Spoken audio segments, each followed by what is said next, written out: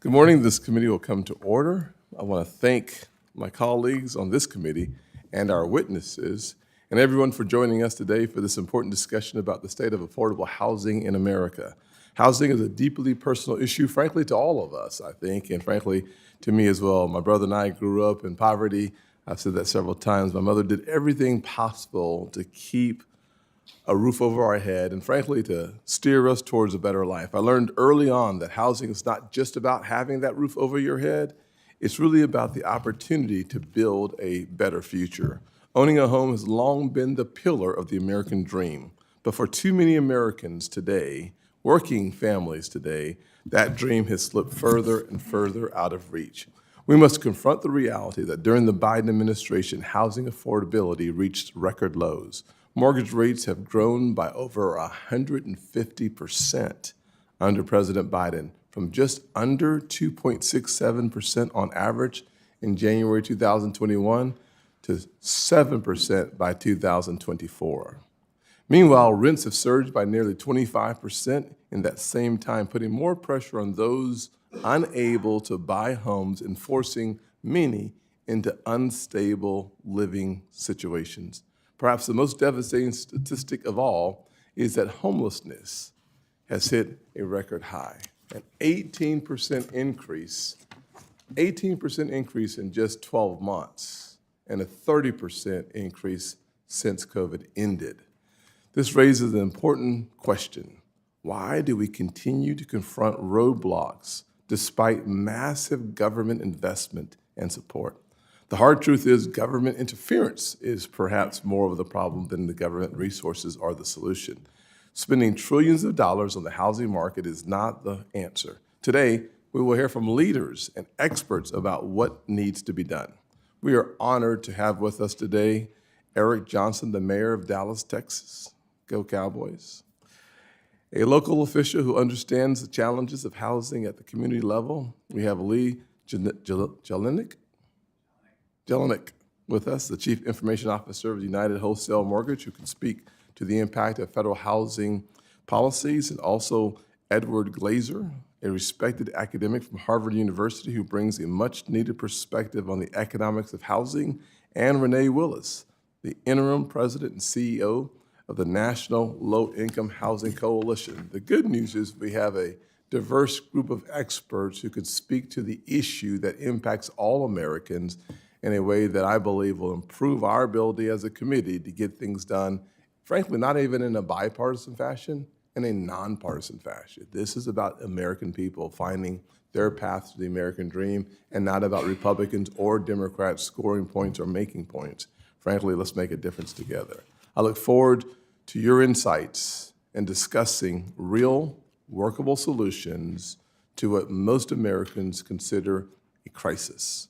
We need to take a different approach that embraces efficiency, deregulation, and getting the federal government out of the way.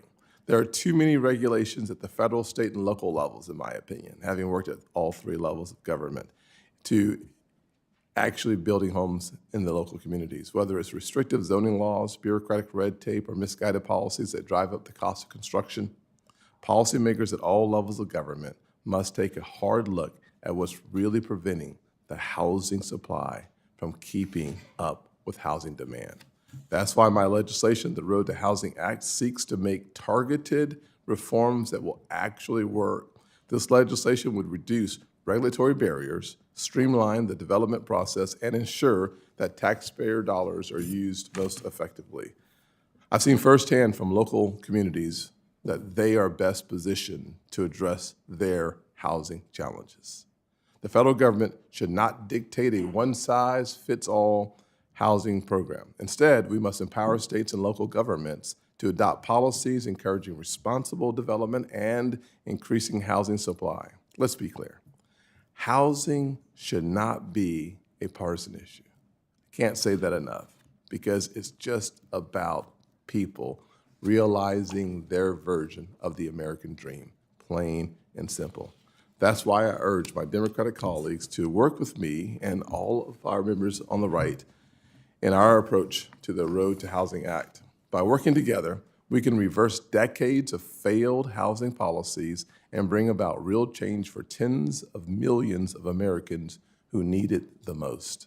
I look forward to today's discussion and working with my colleagues on both sides of the aisle to advance policies that will restore the American dream of home ownership and put more Americans on the path to success while closing the gap on wealth in this country. Thank you, and I look forward to hearing from our witnesses and our ranking member.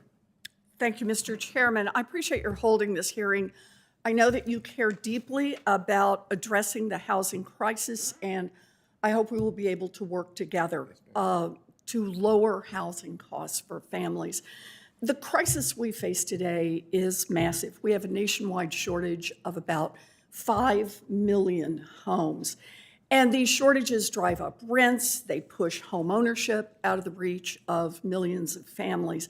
40 years ago, the cost of a house for a Boston public school teacher was about 4.5 times their salary.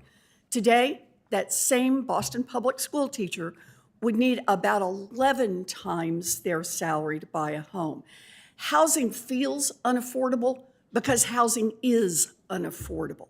We do not have enough housing, and nothing gets better if we don't build more housing. So, how do we increase the housing supply? Housing is local, but for decades, states and towns have fallen further and further behind. The federal government can be a good partner to help boost housing supply and to make the housing market work better for families. Fortunately, there is no shortage of good and in many cases bipartisan work done by members on this committee that would help get us started. And I just want to mention a few. Senator Smith has a bill with Senator Rounds, the Rural Housing Service Reform Act. It would help protect and expand affordable housing supply in rural areas. Senator Warner has a bill with Senator Crapo, the Scaling Community Lenders Act, which would help fuel more lending and investment in low-income and underserved communities. Senator Cortez Masto has a bill, the Price Act, which would help upgrade and preserve manufactured homes. She also has the Home Investment Partnerships Reauthorization and Improvement Act, which would help local communities finance new construction, home repairs, and other housing needs. Senator Van Hollen has a bill with Senator Young, the Family Stability and Opportunity Vouchers Act, which would give more families with young children access to safe and stable housing. Senator Reed has a bill with Senator Haggerty, the Homebuyers Privacy Protection Act, that would protect prospective homebuyers' personal information from predatory lenders.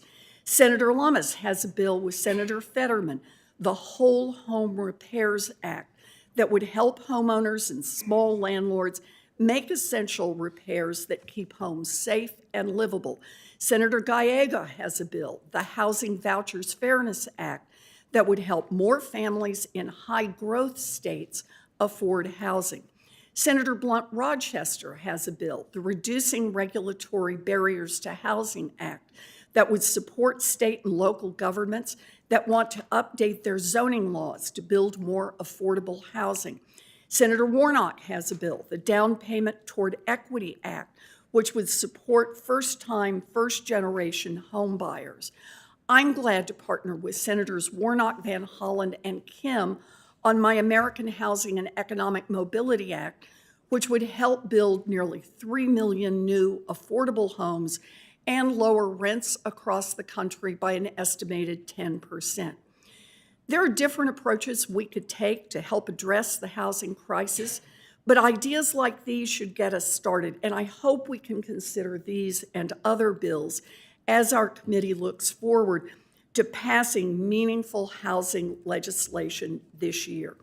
I just want to close by mentioning the assault on HUD.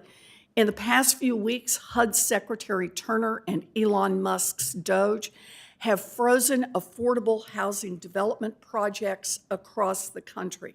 They have also made it easier for landlords to deny people housing because of a disability or how they look, and they have rolled out plans to lay off half of HUD's workforce. These actions will make it harder, not easier, for families to access housing, and they will raise housing costs. If the federal government is going to be a good partner to local communities to address the housing crisis, we need a well-resourced and well-staffed HUD. Thank you, Mr. Chairman. Thank you, Senator Warren. We will now hear from today's witnesses. We'll start with Mayor Johnson. You are now recognized for 5 minutes. Thank you, Mr. Chairman, and distinguished members of this committee for the opportunity to speak to you on the critical issues of homelessness and housing affordability in our country. My name is Eric Johnson, and I have the honor of serving as the 60th mayor of Dallas, Texas.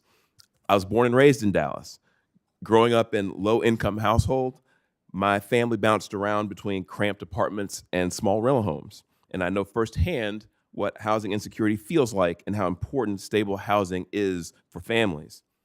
It's true that in Dallas, we've made some noteworthy gains in addressing both homelessness and housing affordability. Last year, we effectively ended veteran homelessness by ensuring that any veteran who falls into homelessness is housed within 90 days.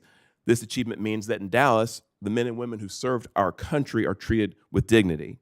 But honestly, I don't want to spend the time so graciously allotted me by this esteemed committee bragging about what Dallas has done right. Instead, I want to try to help this committee understand what I've learned about both homelessness and housing affordability from serving on the front lines as the mayor of America's 9th largest city. Over the past 6 years, I've come to understand that two major misconceptions stand in the way of real progress.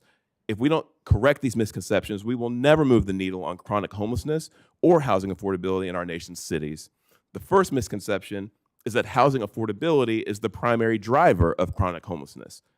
Homelessness is a complex issue, and affordable housing is a critical component of the solution.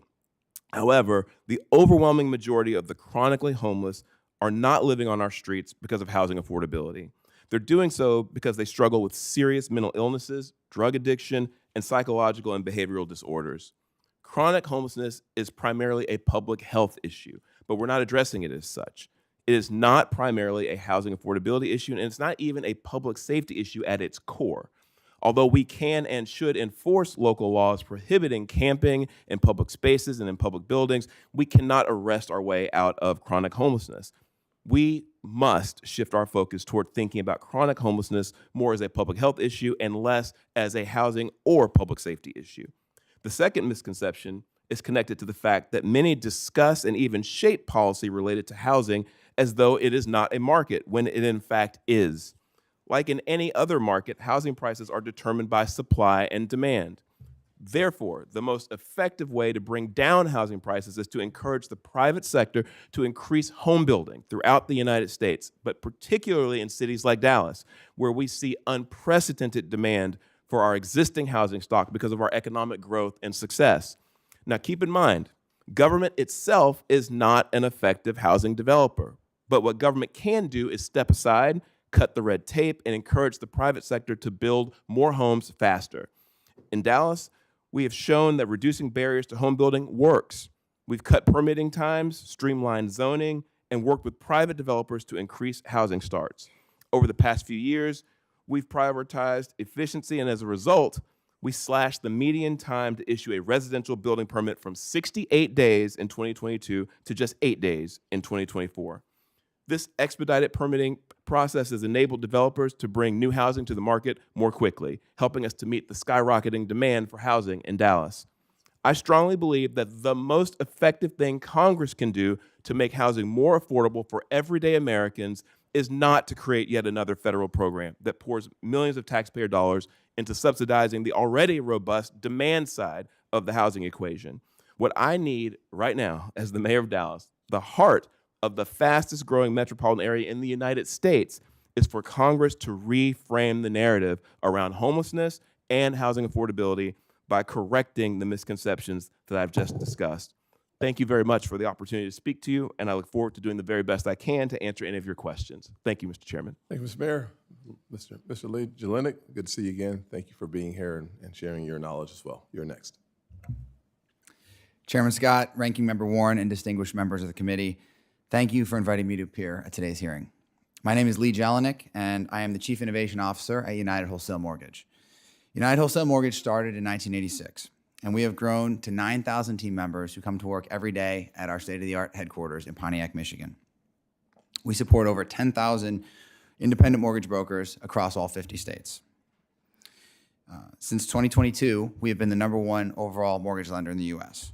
We operate exclusively in the wholesale channel, which means we don't lend directly to consumers. We serve mortgage brokers as our clients. To give you a sense of our scale, we funded approximately 1 in 10 mortgages in the United States last year. Homeownership remains to be the most significant source of financial stability for American families, and United Wholesale Mortgage, as the largest mortgage lender in America, takes seriously our responsibility of maximizing the accessibility and availability of financing so that more people can achieve the dream of homeownership. While the system to facilitate mortgage financing is functioning today, there are some clear and actionable ways to improve the status quo. But before turning to the solutions, I would like to first highlight 3 significant headwinds to making homeownership more attainable: interest rates, supply, and costs embedded in the mortgage process. First, I will address interest rates. For the past 3 years, consumers have been facing interest rate sticker shock. To put this in perspective, there are over $2.5 trillion worth of mortgages at a rate at or above 6% in our country today. And that is most of the loans originated in the past 2 years. This compares to rates that were between 2 and 5% from 2020 to 2022. Second, there are simply not enough houses available at any price to keep up with demand. The short supply in combination with higher rates creates an environment where homeowners stay put in their homes longer than the typical 7 to 9 years. We call this the lock-in effect. With people locked in their homes and not moving up like they normally would, new home buyers are frozen out of the market. Third and finally, there are opportunities to reduce the costs embedded in obtaining a mortgage that do not involve lower credit standards or risky underwriting. Rather, all it requires is an embrace of technology and data available to market participants today. To address these challenges, Congress, FHFA, and HUD can act with purpose and urgency to improve mortgage affordability. First, we believe some competition between the 2 GSEs is necessary to increase the responsible flow of credit and achieve greater efficiency and affordability in the mortgage process. Policymakers should reevaluate any FHFA-imposed rules that prevent the GFEs from competing with each other, specifically on volume and innovation. One example of an FHFA conservatorship policy that has stifled innovation is FHFA's New Activities Rule. It significantly curtails the GSE's ability to seek opportunities for innovation and keep up with the advances made by well-run lenders in the private sector. When the GSEs compete under the watchful eye of the regulators, they can offer better products and policies, often through pilot programs, to attract lenders who ultimately pass these benefits on to borrowers. For lenders like UWM, competition among the GSEs via pilot programs and innovation means our advances in technology can ultimately be accessed by more Americans. Secondly, we need to streamline the mortgage process without increasing homeowner, lender, or systemic risk by allowing innovations in technology to replace traditional paper-based processes.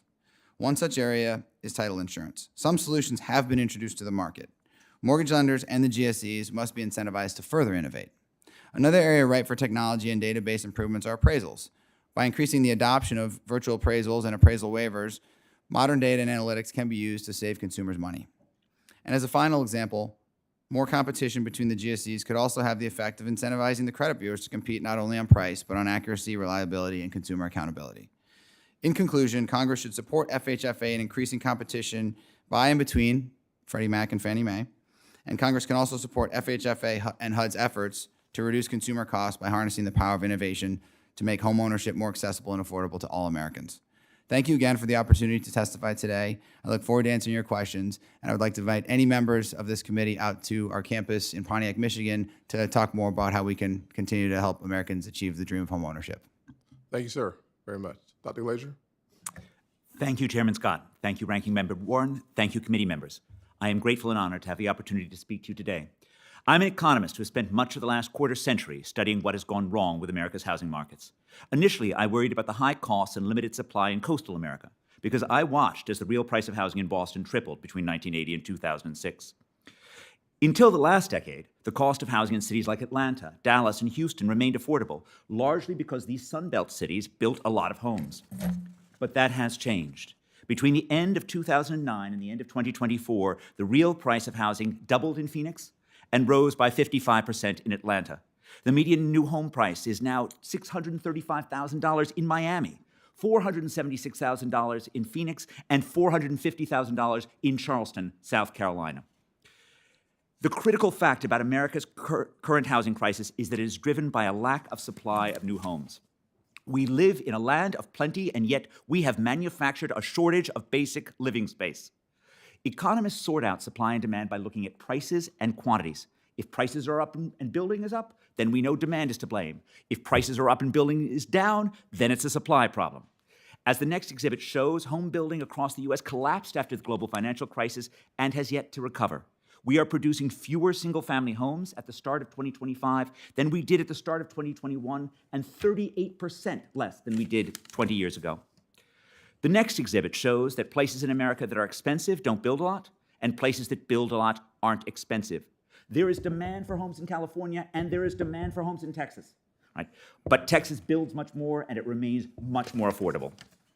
The combination of high prices and limited building means that America has a supply problem, despite the fact that we lack neither land nor construction capacity. The next exhibit uses the Wharton Index of Local Land Use Regulation and shows that prices are much higher in places with more local land use regulation. This is a problem because ordinary Americans have to spend too much on housing. The nationwide ratio of home prices to median income has reached 5.6 in 2022, the highest ratio in recorded history. 39% of spending by renter households goes on housing. 56% of Californians told a recent poll that they had considered leaving the state because of high housing costs. Our country is also less productive because we build too little in our most productive places. Nobel laureate Ed Prescott and two co-authors find that U.S. labor productivity would be 12.4% higher, and consumption would be 12% higher if all U.S. states moved halfway from their current land use regulation levels to the current Texas level. Throughout our history, Americans have made our country stronger by moving to more productive places. 19th century New Englanders left our rocky soil to find better farms in the Ohio River Valley. 20th century refugees from the Dust Bowl found a brighter future in California. Yet today, we see no migration to more productive places because we don't allow building there and because it is too expensive. The next exhibit shows the relation between the Wharton Land Use Regulation Index and the level of upward mobility experienced by poorer children. The places that provide the brightest economic prospects for poor children make it hardest to build. The federal government has long fought for affordability with demand-side policies, such as the home mortgage interest deduction and housing vouchers. But demand-side policies can be counterproductive when the fundamental problem is restricted supply. If homes were abundantly supplied at $250,000 each, then demand-side subsidies would primarily benefit the households that get those subsidies. But if the number of homes is fixed, then demand-side subsidies just push up prices. If there are 1,000 homes in a neighborhood and there are 1,001 buyers, each willing to pay $500,000 for a home, then providing each of them with a $50,000 tax credit just pushes the price to $550,000. So what could work? We could reconfigure existing supply-side policies, such as the low-income housing tax credit, but there is a lot of work to do. One recent study found that the average cost to build a low-income unit in California was $708,000. A better alternative may be to encourage states and localities to permit more private construction. But here's the rub. America's tradition of federalism is strong, and we should never want Washington to micromanage local zoning codes. An alternative that respects state and local sovereignty is to use existing federal spending to encourage more construction. We could tie a state's eligibility for discretionary federal infrastructure grants to building new housing in its most productive counties. Transportation-related grants are natural because the benefits of transportation spending are tied to the number of people who are able to live nearby. Moreover, our high housing cost problem is closely linked to our high infrastructure cost problem, and so it's natural for transportation and housing committees to work together. We could take the most productive large counties in the U.S. 119 counties collectively produce more than one-half of America's national income, and they're spread throughout our country, from Richland County, South Carolina, to Middlesex County, Massachusetts. We could allocate homes to those counties, and if states have those counties and they build enough, they get priority on grants. If they have those counties and don't build a lot, they don't get priority, and if they don't have any of those counties, it doesn't impact them at all. It's just one idea. My hope is that these incentives will induce states and localities to find their own solutions. We want local creativity, but we also want a nation that makes space for outsiders, and our nation is not currently doing that. I want to end again by thanking the committee for taking up this topic and for giving me the chance to speak. Thank you, Dr. Glaeser. Next, we'll hear from Ms. Willis. Chair Scott, Ranking Member Warren, and members of the Committee on Banking, Housing, and Urban Affairs, it is an honor to testify before you today. The nation is experiencing a pervasive and growing affordable housing crisis, impacting rural, urban, suburban, and tribal communities alike. Most renters, particularly those with the lowest incomes, are struggling to keep a roof over their heads, and a record number of people are experiencing homelessness. The National Low Income Housing Coalition's latest research, which will be published tomorrow, has found a national shortage of 7.1 million rental homes affordable and available to extremely low-income households. This shortage is a structural feature of our country's housing system, impacting every state and congressional district in the country. Despite the clear, urgent need for additional resources, Congress only provides enough housing assistance to serve 1 in 4 eligible households. Without affordable homes, 3 out of every 4 extremely low-income households spend over half of their income on rent, leaving them without the resources they need to put food on the table or otherwise to make ends meet. These households are often a single missed paycheck or unexpected expense away from facing eviction and, in worst cases, homelessness. To fully address America's affordable housing and homelessness crisis, Congress must bridge the gap between incomes and housing costs through universal rental assistance, build and preserve rental homes affordable to people with the lowest incomes, prevent evictions and homelessness by stabilizing families during a crisis, and strengthen and enforce renter protections to address the power imbalance that tilts heavily in favor of landlords. In 2025, Congress can and should advance bipartisan housing package to help make meaningful strides towards this goal. We urge you to act quickly to enact meaningful solutions despite the challenging political times.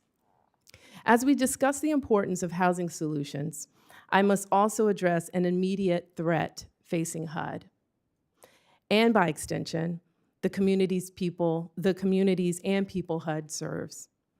Elon Musk and the Department of Government Efficiency, DOGE, proposed to fire half of HUD's current workforce.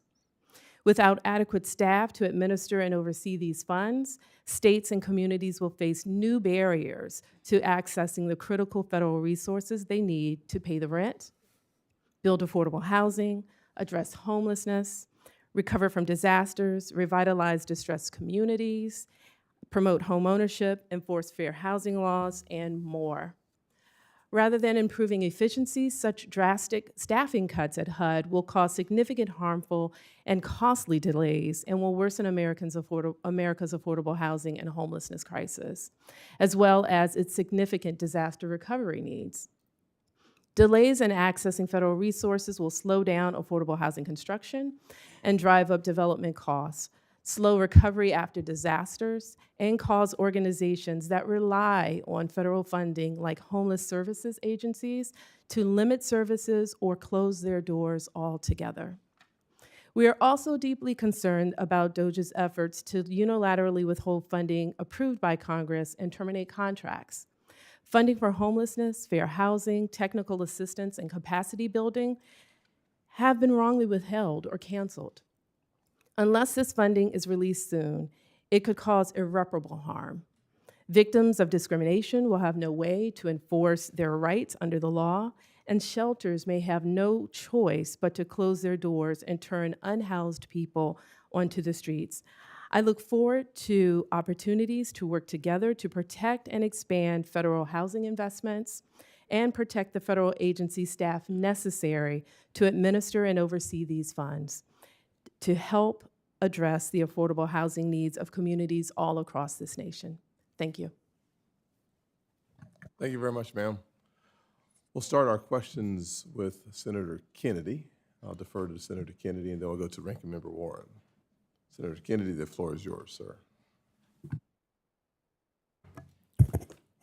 Thank you all for being here. Professor Glaeser, you're head of the Department of Economics at Harvard? No longer. But you've taught there since 1992. Correct. I think you need to turn your microphone on. Oh, sure. Thank you. You did your PhD work at Chicago? That's correct, sir. Great school. You publish about 5 articles a year? I don't know. I've published a few. I appreciate your testimony because you not only talked about the problem, but you talked about possible solutions. No disrespect to anybody, but revamping our appraisal process or title insurance or talking about power imbalances is not going to get homes built, not in a free enterprise country. Our problem is supply, isn't it? Yes, sir. And the main reason we have a problem with supply is because of land use regulation, isn't it? I've been saying that for 25 years, Senator. Yes, I agree with that very strongly. And land use, zoning, some would call it, is within the job description of, to some extent, state, but mostly local government. Is that right? That's correct, sir. And Congress has a history, it seems to me. You can disagree, certainly, if you do, of just throwing money at the problem and trying to tell local government how to get more houses built. And local government takes the money and pushes back because politicians at the local level, they like to eat and live indoors too, and they like to get reelected, and they don't want to make anybody upset by changing land use regulation in a way to encourage more housing. Would that be a fair assessment? My words, though, not yours. I will not disagree with any of those words, Senator. That's him. There's a plan that's been talked about in Canada. And what the Canadians have, they're talking about it. It hasn't been implemented, but the proponent of the plan, I've talked with Senator Warren about this, has said, look, we need to incent local government to increase housing starts, but we need to use a carrot and a stick. What if America had a law, Congress passed a statute that said, look, we don't care how you do it, states, but you need to increase your housing starts by 3, 4, 5% a year. Do it however you want to do it. If you do that, we will give you extra federal money. If you don't do that, we will take federal money away from you until you start doing it. Would that work?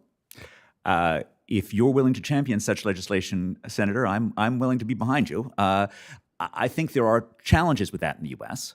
The difficulties of taking away spending that was already expected may be particularly hard. It may be easier to do with discretionary grants than with spending that's targeted. I also think it needs to be targeted not to the state's level of production, but to production in the most productive parts of the state. Right? We don't want California to meet its requirements by building in areas that are very far away from Los Angeles or San Francisco, and and so forth. But I think basically something that creates carrots and ideally sticks as well, that tries to encourage states to do the right thing. And from my perspective, the battleground of affordable housing is in places like the California state legislature. And I would love those legislators who want to do the right thing, who want to make California a state for outsiders, to be able to say, look, the federal government is pushing us in this direction too. Can we just not lose our spending for X? Can we do this? And I think that would be very powerful in the hands of the state Who would legislators. be best to decide the most productive areas to incent housing? I would use Bureau of Economic Analysis numbers of output per capita. I don't think it's but this can be debated. We can lots of people. I would not hand it over to an agency though. I would put it directly in the legislation. Do you think our problem in America with housing is caused by a power imbalance? I'm not sure I know what that means. Me Senator. neither. Me neither. Thank you. Thank you, Senator. Thanks, sir. Ranking member. Thank you, Mr. Chairman. So I think we all agree here. We need to build more housing. Housing for seniors, housing for students, housing for veterans, for renters, for first-time home buyers, for families in rural areas, for families in cities, housing for pretty much everyone who isn't already rich and doesn't already own a home. And there are a lot of drivers behind the housing shortage. It's a reason why we need to use a lot of different tools, I think, to expand how we approach housing. Factors driving the housing shortage, it seems to me, include outdated building codes, local land use restrictions that prevent new housing from being built. For example, according to one estimate, it's illegal to build apartments, townhomes, or anything but single-family detached homes on 3/4 of the residential land in cities and suburbs across America. So Dr. Glaeser, just help us understand at a little bit more granular level. Walk us through the problem about local restrictions and how they, like exclusionary use or zoning or building codes, and how they drive up the cost of housing. So there are, there are 1,000 different ways to say no. And in Greater Boston, which you know as well as I do, I have spent a lot of time studying NIMBYism in its different forms, and it starts by making it hard to manufacture at scale. So it starts by requiring that you get sort of these tiny projects instead of the large-scale building that builders like the Levitts were doing after World War II, when you really had mass production of ordinary homes that sort of made things affordable. You get smaller projects. Then you get smaller projects that take 2 years to get approved. I mean, I'm amazed by 8 days. I'm just amazed by, most of our people are talking years. And the rules become so specific for particular towns. Forgive me for being Massachusetts-oriented. I know one builder who will not build outside of Lexington, Mass. Right? All of his skills are in Lexington, Mass, and he will not cross. And this is a small town, right? And just in general, just the difficulty of moving anything. Now, in Massachusetts, we do have a tradition of a state override. I mean, we have Massachusetts Chapter 40B, which allows an override for certain types of affordable housing projects. The last thing I would say is that 40B is the right model for other states, but it is a model that has been helpful in Massachusetts. And so this tradition of sort of fighting back and forth between state and local is a really important thing. Okay, I think that's a really important thing to focus on, where the problem lies. And look, our job is not to tell local governments what to do, but we do have a responsibility to be a good partner to communities that actually want to build more housing and more housing that we need. So I have a bill right now with Senators Warnock and Van Hollen and Kim. It's called the American Housing and Economic Mobility Act, and it creates a competitive grant program. So it's the carrot end of the spectrum, and says that if a community will lower the cost of housing and actually produce more housing, then we'll put money on the table for other costs that come along with that. You can use it to build new elementary schools or new roads that you may need, or a new sewage plant that you may need, all of it supporting this housing. With Senator Kennedy, what we're working on right now is carrots and sticks, if that's what's needed here. But let me just ask, I think that Senator Kennedy was asking, but I want to be sure I've got this right. Dr. Glaeser, do you think that's a way to expand supply? I think that policies that nudge states and localities towards permitting more housing, to allowing the genius of American industry to get to work and build homes for ordinary Americans, I think those are very good policies for you to consider. Okay, yes. And let me let you get in this as well, Ms. Willis. Do you think that this is a way to be able to expand supply? Absolutely. Looking at your American Housing and Economic Mobility Act, absolutely, because you talk about the carrots, and there's definitely that in that bill, because you're incentivizing. There's an opportunity to incentivize and encourage better zoning practices. And from what I recall, there's also that competitive program that could really create a race to the top. Because, zoning reform is best handled at the state and local levels. But I think in your bill, there is that incentive, that carrot that you speak of, to incentivize innovation at the local and state levels. And Mr. Jelenic, I'm running out of time, but can I just ask you, you're an expert in this area, is this something that likely could help us produce more supply? Ranking Member Warren, thank you. I mean, we are focused mostly on the mortgage process. I understand. But yes, I mean, there clearly is a supply issue in the country right now. Good. I just want to say this is not about the federal government imposing a one-size-fits-all, and that housing in Louisiana has to look like housing in Massachusetts or be built in the same ways. But it really is an incentive to get local governments to solve the problem they face, because let's face it, they've had 40 years and the problem has just gotten worse and worse and worse. So thank you, Mr. Chairman. Look forward to working with you on this. This is an exciting time for us to have a nonpartisan conversation about solving needs in our country. I wish we would do this more often around every committee in the Senate, frankly, and in Congress. For those of you perhaps not aware, I spent 13 years, 6 months, 7 days, and 12 hours on local county council. And so, But who's counting? exactly, I was not excited to leave at all. I really enjoyed my time there, but I'll say without question that the issue of housing is very much a local issue. And frankly, while the state legislature can do some good, it's those communities who really have building caps that distorts the market in extraordinary ways. The way that they use their zoning laws and density requirements is in fact what has exacerbated the problem from California to New York and beyond. How does that happen? Well, your local communities decides they don't want anybody else moving in. It's like not everyone wants a wall built, but we're building this virtual wall outside of certain communities by saying we're not going to allow for any high density construction in these areas. And you add that on top of the construction cost and 7% interest rates, you have destroyed the local housing market.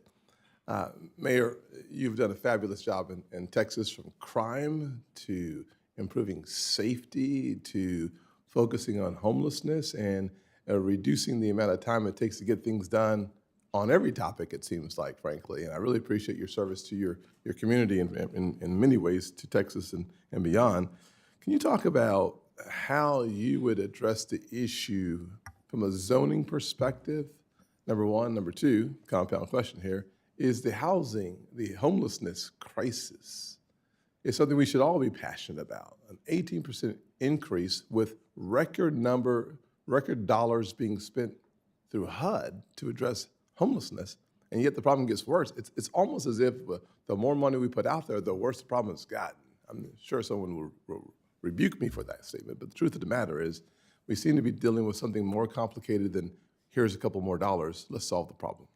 Well, I appreciate the question, and I'll do my best to tell you, in all cases, my perspective as the leader of a city on the policy side and the political side, as opposed to the bureaucratic side. But we're talking about something that's largely a bureaucratic issue, and so there's just a lot of the issues related to, specifically asked about zoning. I would also throw in with that permitting. This is process. This is about process, and this is about, in many cases, local governments not being sufficiently focused or perhaps incentivized to focus on their process and making it easier to do business with the city. Frankly, there are entities that exist in the world, in the United States in particular, that know how to build houses, know where houses need to be built, and can do so profitably, but are being hamstrung by local governments and how difficult it can be to navigate their process and how long it can take to bring a project to fruition. So we've had success, but it's not for no reason. I've had to really lean in over the past 6 years with the bureaucracy. Our bureaucracy is headed by a city manager in Dallas, but I've had to really impart upon them just how important it is that we prioritize getting down these permit wait times. This didn't just happen on its own. Departments had to be consolidated, staff had to be moved around, things had to be done. You had to reconfigure, how we went about serving the developer community, having meetings with folks about their projects, and just we had to be very creative about how we got projects done more quickly. And so that takes a concerted effort, and that's a process thing. I'm talking to the United States Senate right now, and so the question I think I want to not address here is, what can you do to help with that? I mean, I think we need some form of change in conversation around this topic of housing, because I think we get confused, frankly, and think that housing somehow is something that we, as the local level, can just determine the price of, and that there's nothing that housing is like everything else. The supply and demand determines the price of it, but we don't act that way. And I think we could use some help with changing that narrative around that. As far as homelessness is concerned, I would say similarly, we have a narrative problem. In a lot of ways, I've had to push back on the idea that the folks that you see sleeping on our streets are there because of the high median housing price in Dallas. And it's really not about that. The unhoused that you see on our streets are there for other reasons that I outlined before. So I think in addition to thinking about carrots and sticks and the things that Congress can do financially, we could use some help with changing the narrative around these topics to understand what the real root causes are. Extending myself to 54 seconds you did not use in your opening statement. I'm going to continue you. for a question with Dr. Glaeser. To me, the housing issue we have of affordability is, in fact, the more you suppress housing construction because of your zoning laws, the higher your prices are going to go in the communities. You're talking about a manufactured crisis. Please continue. For my Well, I agree with that pretty strongly, Senator. So thank you for taking this up. I think this is exactly right. I mean, America is full of land, right? We are an abundantly rich country. This is not necessary. We did this to ourselves. We did this to ourselves by stopping the natural genius of American builders, by restraining them over and over again, by making it impossible to figure out new ways to build. Just look at what's happened to productivity in the construction industry. Every other industry, right, it soars. Construction has stagnated. It has stagnated in part because our projects are tiny, which means that our firms are tiny, and firms that have 4 people, 6 people don't have research and development departments. There was a time when construction was just as dynamic as every other industry, but because of this web of local land use regulations, it is no longer so. Thank you, sir. Senator Kim is next. Thank you, Chairman. Thank you to the 4 of you for coming on. Mayor Johnson, I wanted to just start with you. In between fiscal year 2023 and 2024, your city received more than $31 million in federal funding through 4 grant programs. One of them was the Home Investment Partnership. I'm not too sure how much you're aware of how all that was used, but I wanted to see whether or not you're able to speak to whether or not that was helpful and important for your city in terms of understanding how to address the issue of household building of homes. So over to you. So I can't speak specifically to exactly what those funds went to in terms of directly contributing to the number of housing starts that are attributable to that over that period of time. But what I will say is this, in a more general sense, I think there's a whole long list of federal housing programs that we've used over the years, mostly focused on the construction of multifamily and rental housing units that I think we've sort of learned over the years that they're just not that efficient at delivering at the end of the day the number of housing units that we need to move the needle on affordability. So I don't want to say that these programs don't work. I want to say that it depends on how you define working. I think when we look at creating housing year over year in Dallas, using some of these programs in the 3,000-4,000 unit type of range, when you have the need for maybe 50,000, 60,000 or so units, it's just not enough. And so I think what I want to emphasize to the committee, and I definitely appreciate the opportunity to be here to speak to this, is it's not about the fact that these existing programs are unable to create a housing start. It's about the fact that they will never be as effective at creating the housing at scale that we need to actually move affordability in the right direction, but then actually impacting the supply side. I agree with you, and I think there's unanimity here in this room that we need to make sure that we're sending those signals and trying to address the supply side. I guess what I'm trying to think through is how do we make sure that as we spur building and development that we're spurring diversity of types of homes that are being built, because we struggle with that here in New Jersey, my home state, where a lot of the incentives for building is to build very large houses and very expensive condos, and not as much on the affordability side. So I was just trying to get a sense from you, like, what are the tools that can make sure that affordable homes are being built and not just some of the most expensive stock. Right. Well, again, I think this is where I have a philosophical difference with some folks about whether or not you can just set out to build an affordable home without getting involved in the market in ways that are counterproductive. I do think that the affordability of homes is related to the supply and demand issue. And what I would say in a city like Dallas, which is almost 400 square miles, which has some of more vacant land in it to build on than most American cities have available to it, is that we are not utilizing to the full extent that we can just building. I'd say let's start with single family. We could be building a lot more single family that would drive down the cost of housing for everyone. Without setting out from the outset and trying to artificially cap the cost of it and saying, this will only be, we'll only let someone charge someone X amount of dollars to pay for a house like this. I don't think that those types of programs work long term. At some point, the house turns over and it stops being an affordable house, even if you set out from the outset for it to be one. The only thing that works long term, I truly believe at this point, having lived this now, is to have a build, baby, build attitude towards housing in your town. We're being inundated by Californians and Chicagoans in Dallas, people who are coming because we're being economically successful. And it looks like a bargain to them, all of our housing stock, but it's driving up the median cost for people who are not used to paying that. And I think that the approach we need to take is one that is more market-based and that unleashes the potential of the private sector to build more on our unused land, which there's a lot of. Great, thank you, Mayor. I yield back. Thank you, sir.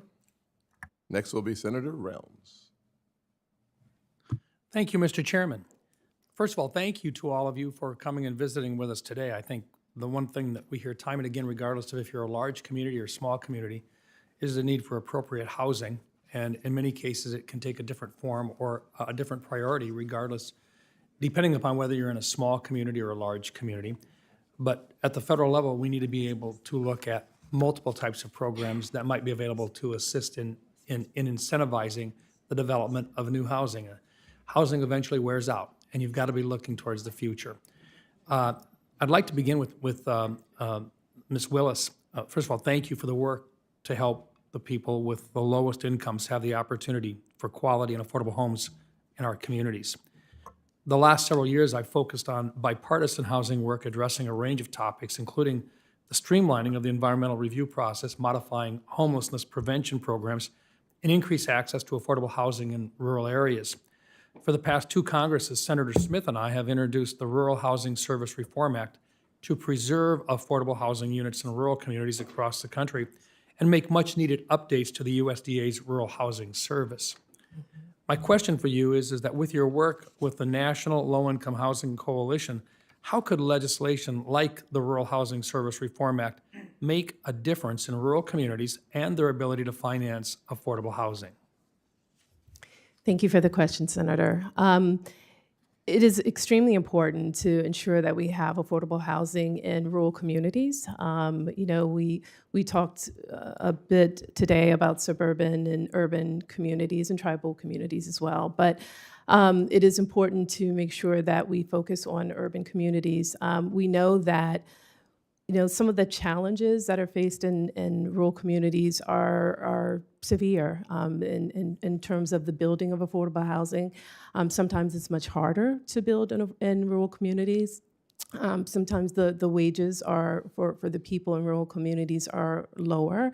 And what we have is really, when we talk about an affordable housing crisis, in nationwide, 1 out of 4 people who are eligible for affordable housing get affordable housing or rental assistance of some kind. Another way of saying that is 3 out of 4 don't. And so I think in terms of if we're looking at the demand side, really it's making sure that the federal government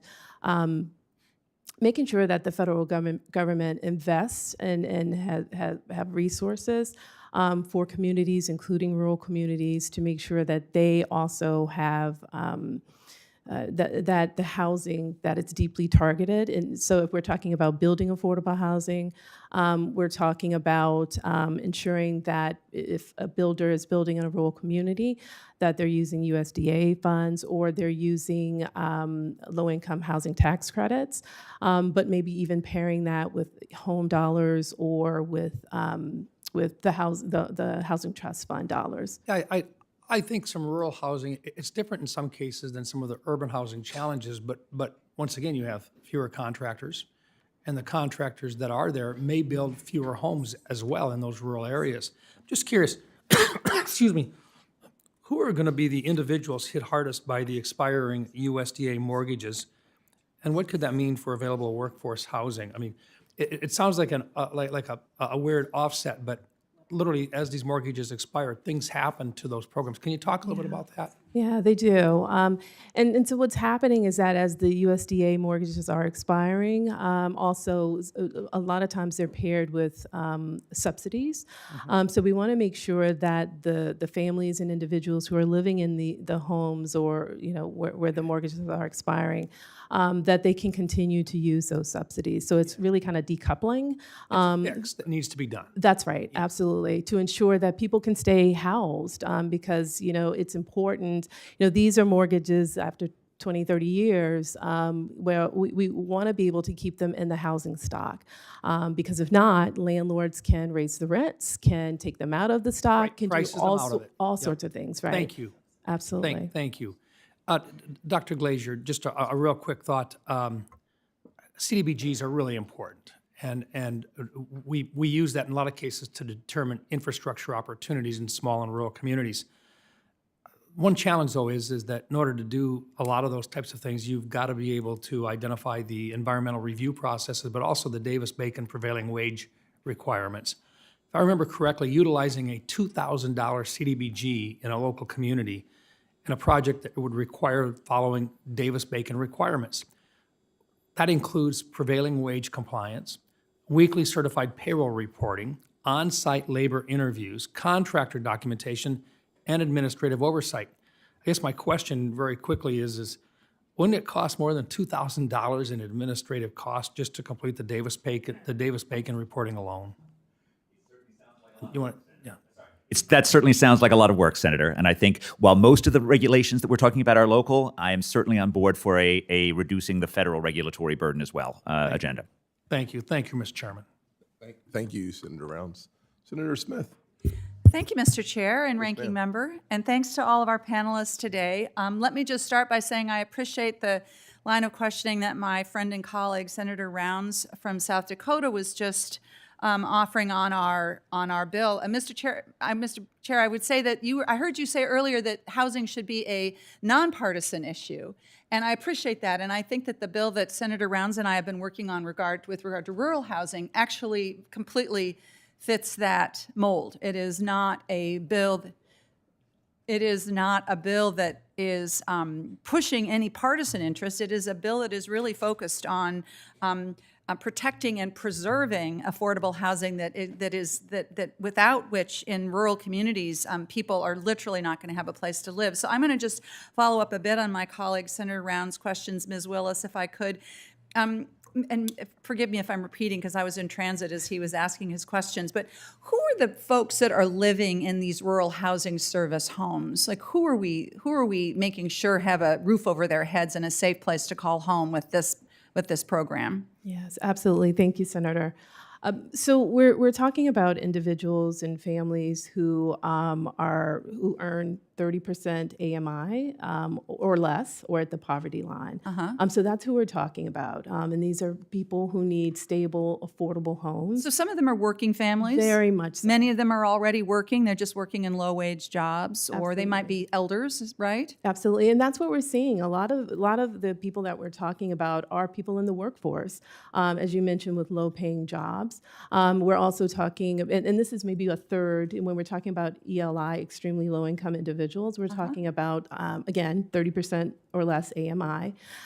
We're talking about 30% of them, or one-third, I should say, who are in the workforce, and maybe another third are our seniors, and another third students, or maybe people with disabilities, and also single caregivers. Caregivers, as right. well. Right, thank you. I think that that's important because a lot of times we don't really think about who exactly we are making sure have a safe place to call home with these, with this effort. And could you just comment briefly on how important it is to, and we talk about adding affordable places for people to live, a housing supply problem, but I think we don't talk often enough about how we need to preserve the housing that we have so that it doesn't go away, exacerbating the challenges that we have. Right, that's right. And that would certainly exacerbate the challenge. Because again, in terms of with these we're talking about rural communities and these expiring USDA mortgages.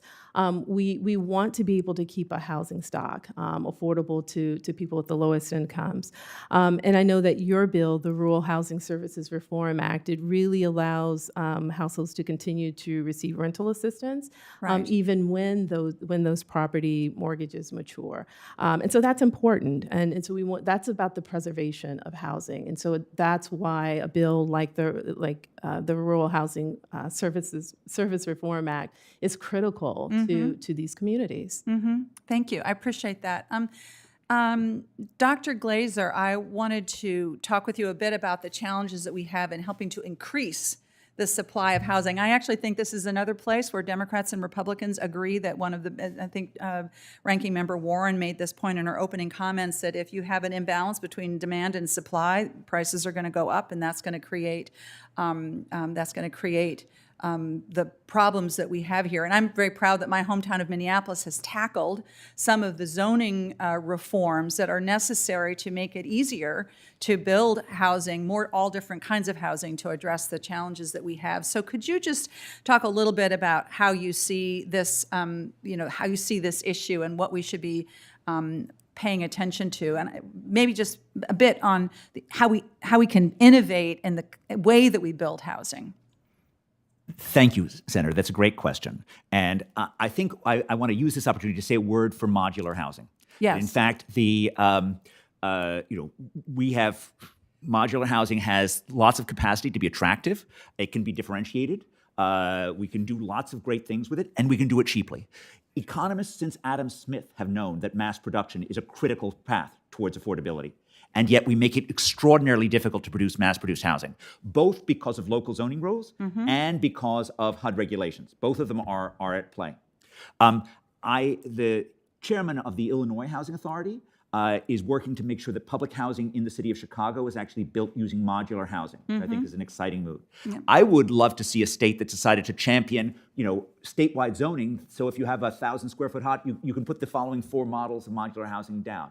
I would love to see something that sort of enabled scale economies yet again in housing. And getting back to Senator Kim's question earlier about housing for poor people, modular housing provides an amazingly good way of providing starter homes and sort of easy to buy things for people who are not of extravagant means. Our public housing authority in Minneapolis has been using modular housing to build scattered site housing in neighborhoods, thanks to the new zoning laws that we have that are less expensive, they're high quality, and the construction can be completed in roughly 75% of the time, which also then helps to reduce costs. Absolutely. Thank you. On behalf of the chairman, Senator Ricketts. Thank you, and I want to thank Chairman Scott and Ranking Member Warren for having this important hearing today, because as I think we all recognize, the housing shortage in our country is something that is creating problems in all of our communities across the state, across this country. And in my state of Nebraska, that's certainly one of the things. We talked a lot about rural housing, and that's one of the things that we worked on when I was governor of Nebraska and had success in coming up with programs to be able to do it. And certainly we heard the stories, and maybe some of you have heard it in your states, and Senator Rounds in South Dakota, where we'll have somebody in a small town be offered a job to move to that small town, and they come and can't find a house that's suitable, and so they turn the job offer down. And is a big hamper to our rural communities growing. So being able to cut through the red tape, come up with some of the solutions is one of the things that I think is important for us to take a look at. In Nebraska, we created a rural workforce housing bill, which provides $7 million to start with, that was available for communities to apply for this grant. And then the way most communities end up using it was creating this grant to basically create a revolving fund so that developers would be able to get a low-interest loan to be able to come to a rural community and build houses that would then be available for that community and then repay that loan so it could go back to the community and be loaned out to the next developer down the line. And as I said, this was tremendously successful. And to your point, Dr. Glaeser, one of the things that it's allowed, for example, is developers in our, can make more money maybe in our bigger cities, but wouldn't want to come to a community because it was too expensive. They would actually be able to find it would be economically viable and build, say, 12 homes at once to be able to get more toward that mass scale and be able to bring down the cost of the home. So for example, in Central City, a developer was able to build a 3-bedroom, 2-bath house, 1,380 square feet, on the market right now for $209,000. So very affordable to be able to get people into those homes so that people could take the jobs in our rural communities. I just talked to the mayor of Ralston, Nebraska.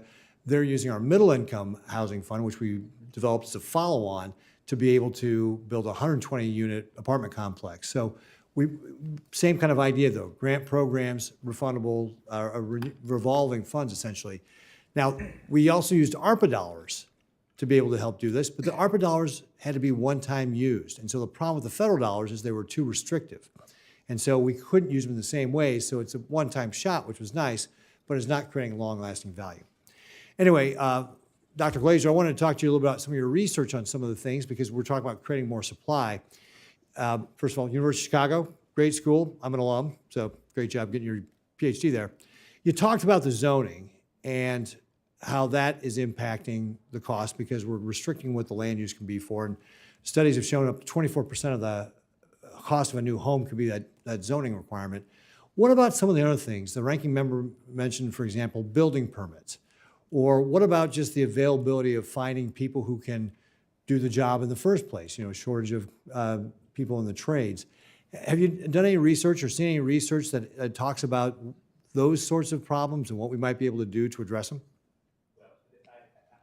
Microphone. That great question.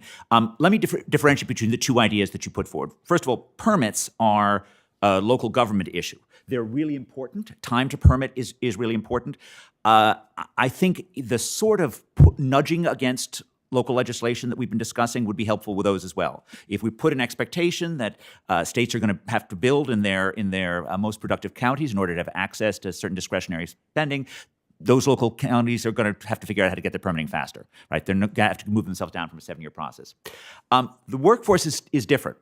I think that there is a role at particularly the state and local level, but I'd be open for a federal program if it were well constructed to do more vocational training for lots of places in the U.S. I think in many cases, sort of smart vocational training that wraps around existing education provides an exciting option. But again, I'd like to see that legislation in place before I endorse it. I'd like to know how much money we're talking about, and I'd like to see evaluation of the programs. Part of the beauty of vocational training is you can pay for performance. You don't need to pay the person unless they've actually learned how to become a plumber, learned to become a programmer. There is a question as to whether or not something about the global financial crisis permanently broke the construction industry.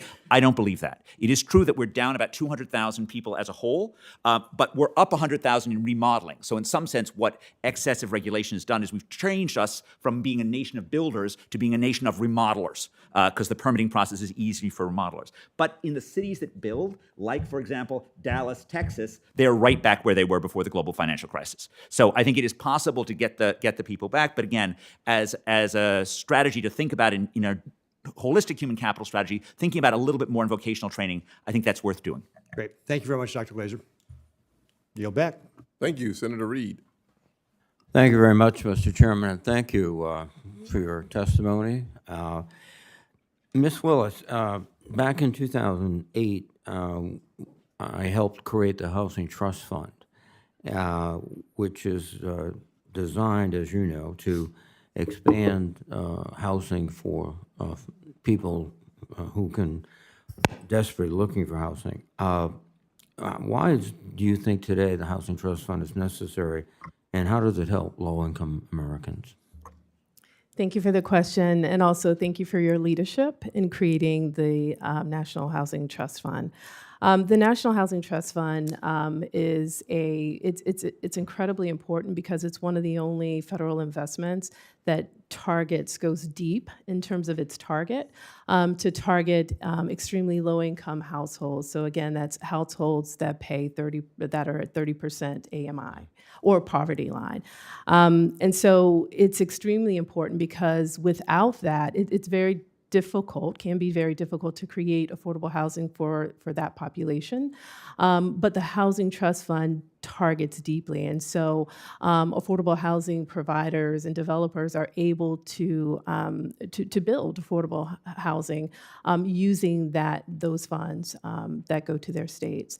So it's critically important to have that level of deepness, if you will, to really target the households that really need it. And Affordable housing. as you probably know, we've put in legislation that would expand the resources of the trust fund to reach, we hope, 3 million affordable homes. And I think, again, everyone on the table has said demand is one of the key constraints, and this would really accelerate demand. So I hope we can make some progress on that. There's another program that I think is very useful, and I'm very proud to have joined Senator Britt, my colleague from Alabama, to introduce the Helping More Families Save Act. And essentially, that's the Family Self-Sufficiency Program. And I've seen the results myself. We're meeting families who, because of this program, they can put money away, save it up, and eventually move out and move up. And we hope that we can get this passed this year. So have you seen evidence of that program and how well it works? Oh, absolutely. And so we certainly do support and have supported the Helping More Families Save Act. And again, thank you for your leadership on that as well. Because it is important for, it essentially helps renters living in HUD-assisted housing to save more of their hard-earned income to boost their financial stability. And so we've seen it help countless families across the country. But it really just helps families, to save more rather than paying those higher rents. They can put the extra payments into an escrow account that they can use, for mobility or to invest in their future. Thank you very much. And Dr. Glaeser, Senator Loomis and I have another piece of legislation, which is the Property Improvement in Manufactured Homes Loan Monetization Act. But it would help families access financing for manufactured housing. And could you just generally give us an idea about how manufactured housing and ADUs support housing supply and affordability? Absolutely. Thank you for the question, Senator. Yes, ADUs are one way in which communities that are averse to sort of large-scale projects can still densify. And if you ask me, I tend to wish that we do more than just add ADUs, but ADUs are a potential aid, and manufactured housing is just a really inexpensive way to add an ADU to your property. And so I think policies that lean in again towards modular, towards manufactured housing are helpful on this, precisely because ADUs are the one policy that can get through in some of our most hostile environments. Thank you very much, Doctor. Thank you all very much. Thank you, Mr. Chairman. Senator Reid, thanks for being a good example of that nonpartisan approach with Senator Britt on so many important issues impacting everyday Americans. Well, I'm just sad that you're not working with me yet, but next time we'll do it if you want to together. get something done, you find a very talented woman, and we have them right here. We have lots of them. Yeah. Our committee's full of them. Yes. Senator Britt. I am really appreciative to Senator Reid for his willingness to tackle these tough issues and do it in a bipartisan way that we can actually achieve results for the American people. So thank you, Senator Reid, for your leadership. Thank you all for being here. This is certainly an important topic. I am particularly looking forward to hearing more about this as the chair of the Housing Subcommittee. You know, when I tackled this issue first off getting here, it's clearly an issue of supply and demand. It's also has, it encumbers a lot more than that. You know, when we started looking at regulations, knowing that about 24 or 25% of a new home cost is directly attributed to regulation, you think what is necessary and what is overburdensome. When you find out that, you know, Americans are no longer buying their first home, that piece of the American dream, in their late 20s, but rather in their late 30s, early 40s, if then can they achieve that? How do we make this more obtainable for every American? There's a number of approaches. Senator Reid mentioned the one that we had, you know, of government assistance programs that will help people actually achieve upward mobility, that will help them stand on their own 2 feet and be able to live their version of the American dream, which is so critically important. But there are other things that we've been doing that we feel like can kind of claw back on some of this stuff. You know, environmental regulations under NEPA have directly stifled housing supply. When we look at Alabama, we have a great example. I loved hearing what Senator Ricketts was saying of things that they were doing in Nebraska. In Alabama, we have a great example through our fortified roof program. It incentivizes strong home building, and it's able to do that, you know, encouraging people to build homes that will withstand storms, obviously without exposing or imposing excessive environmental standards in the process. It has been a win-win and has been wildly successful. So there's certainly a way to do both, and there's a balance that needs to be achieved. Mr. Glaeser, can you speak to the impact of erroneous environmental and land use regulations and the ability to build homes to meet those demands? Thank you, Senator, and thank you for your leadership on this topic. It is an odd irony that often environmental regulations are counterproductive environmentally. So about 15 years ago, I wrote a paper with California environmental economist Matthew Kahn, currently at the University of Southern California, which tried to measure the carbon emissions associated with building in different parts of the country. We did this whole normalizing for family size, normalizing for income. We found, unsurprisingly, that by far the lowest carbon emission parts of the country, naturally, were coastal California. Nothing to do with the regulation. It's the weather, just to be entirely clear. It's Januaries that don't require you to heat like crazy, and it's Julys that don't require you to air condition, okay? If you cared about reducing America's carbon emissions, you should then be saying, let's build on the California, you know, in San Francisco Bay. Let's add in as much housing as we possibly can. And yet California housing, partially because of the famous Friends of Mammoth case, which requires a significant environmental review locally for any California project, right?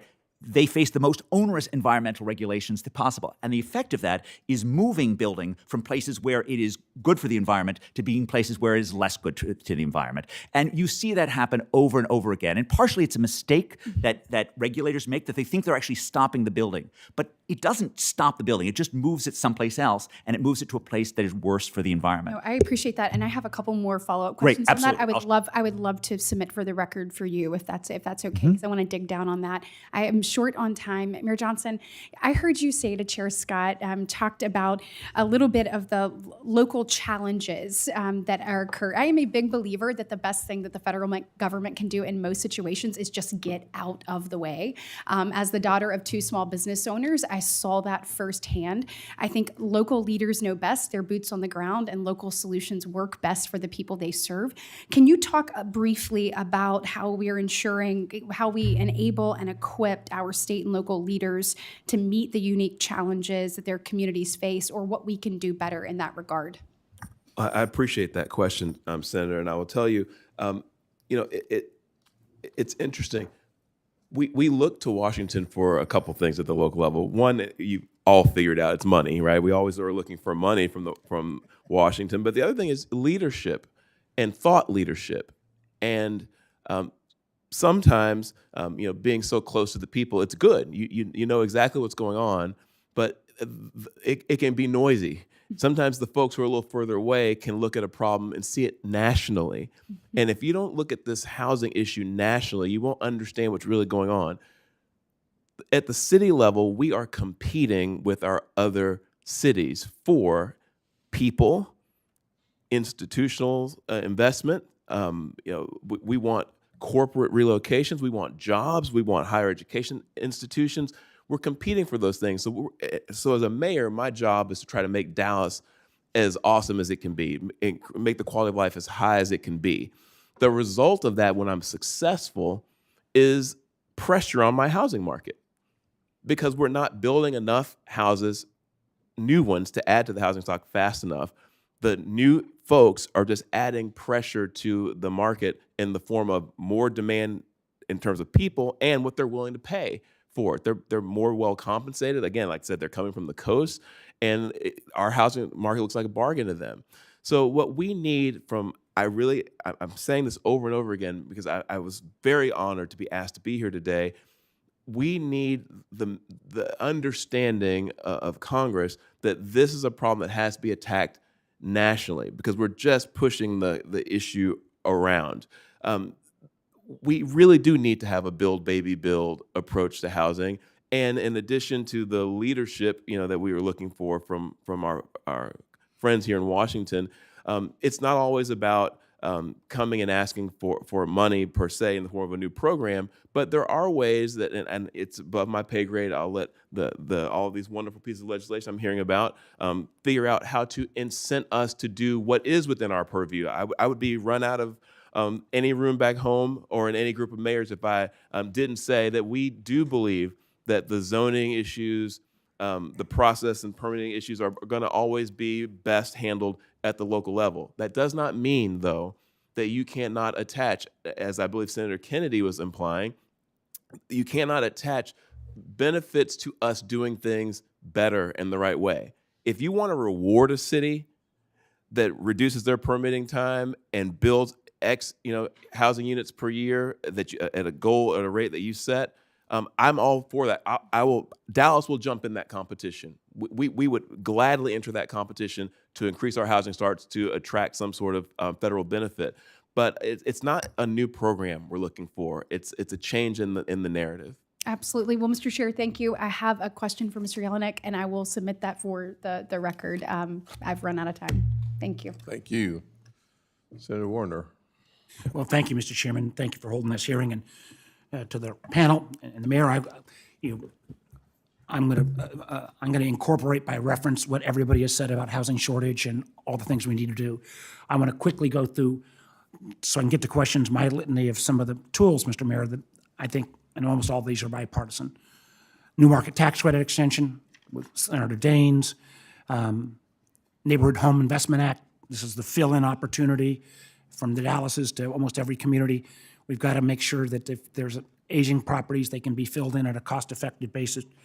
Historic tax credit in terms of rural applications, and the traditional tax credit as well. And I know CDFI tax credit, and I'm going to come to that with Ms. Willis in a moment. I also want to advertise for particularly my Republican colleagues something we put together last year called the LIFT Act, which would be focused on first-generation, first-time home buyers, which by definition ends up being two-thirds people of color.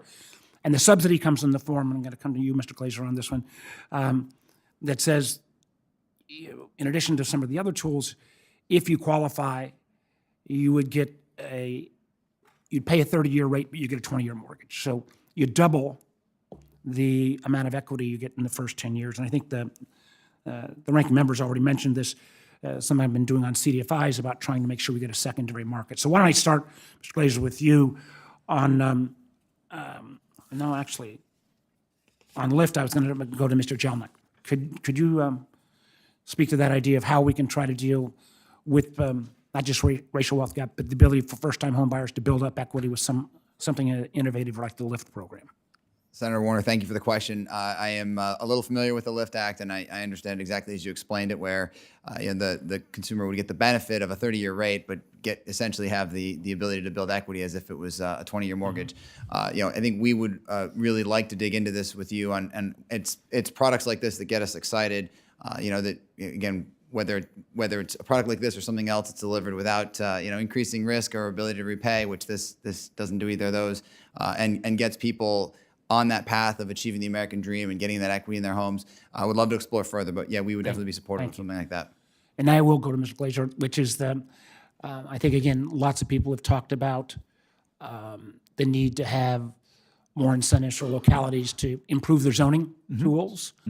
I've got two notional ideas, and I do think potentially the CDBG grants having a carrot to maybe even increase those if you would limit your zoning requirements. One is commercial to residential. There's not a community in America that doesn't have an aging strip mall of one form or another. I don't think they're ever going to come back. You've already got infrastructure built in. How we could use that tool, but to really incent those conversions, number one. And then number two, and I think some other folks may have raised this, but how we can actually work with religious institutions. I mean, lots of churches, synagogues, mosques who have lots of available land. I've got in Northern Virginia a church that's been trying for 5 years to put a multifamily unit, and it would not disrupt the neighborhood, but it's 5 years is way too long, and they've not moved a shovel of dirt. So can you talk about, beyond CDBG, what other tools we might use to try to give incentives to localities that change their zoning restrictions?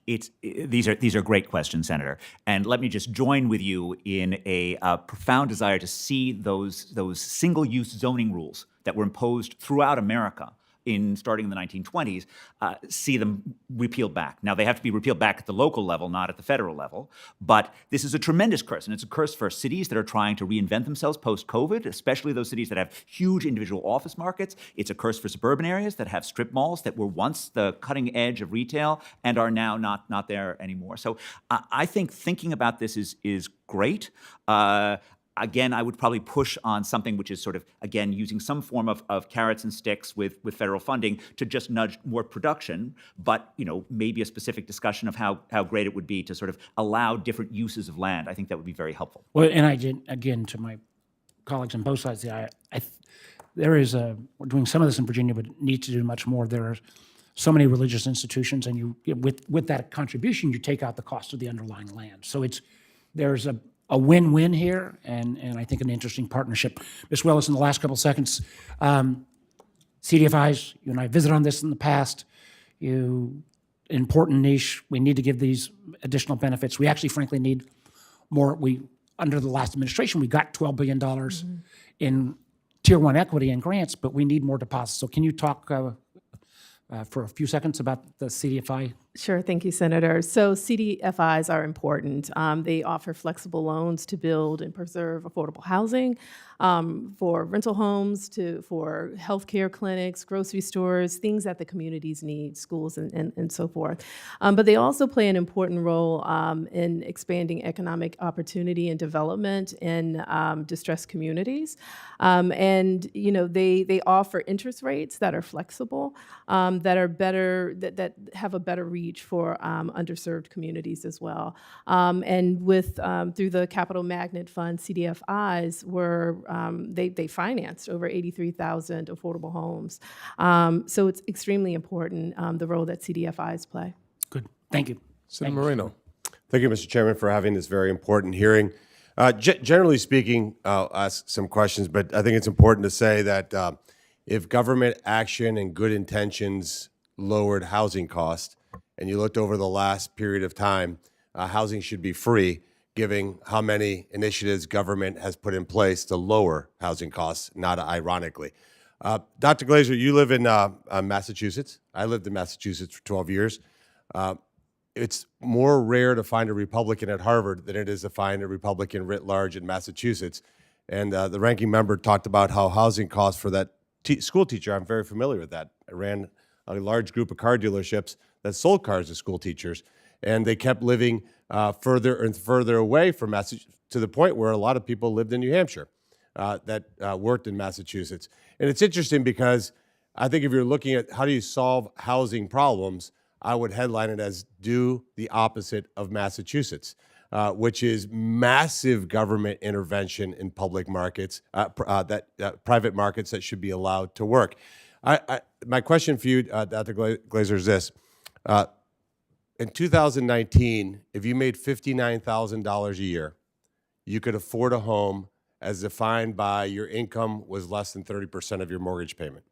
Today, that number is almost approaching $110,000. Just 5 years. What happened? Well, thank you for your question. Thank you for your care on this topic.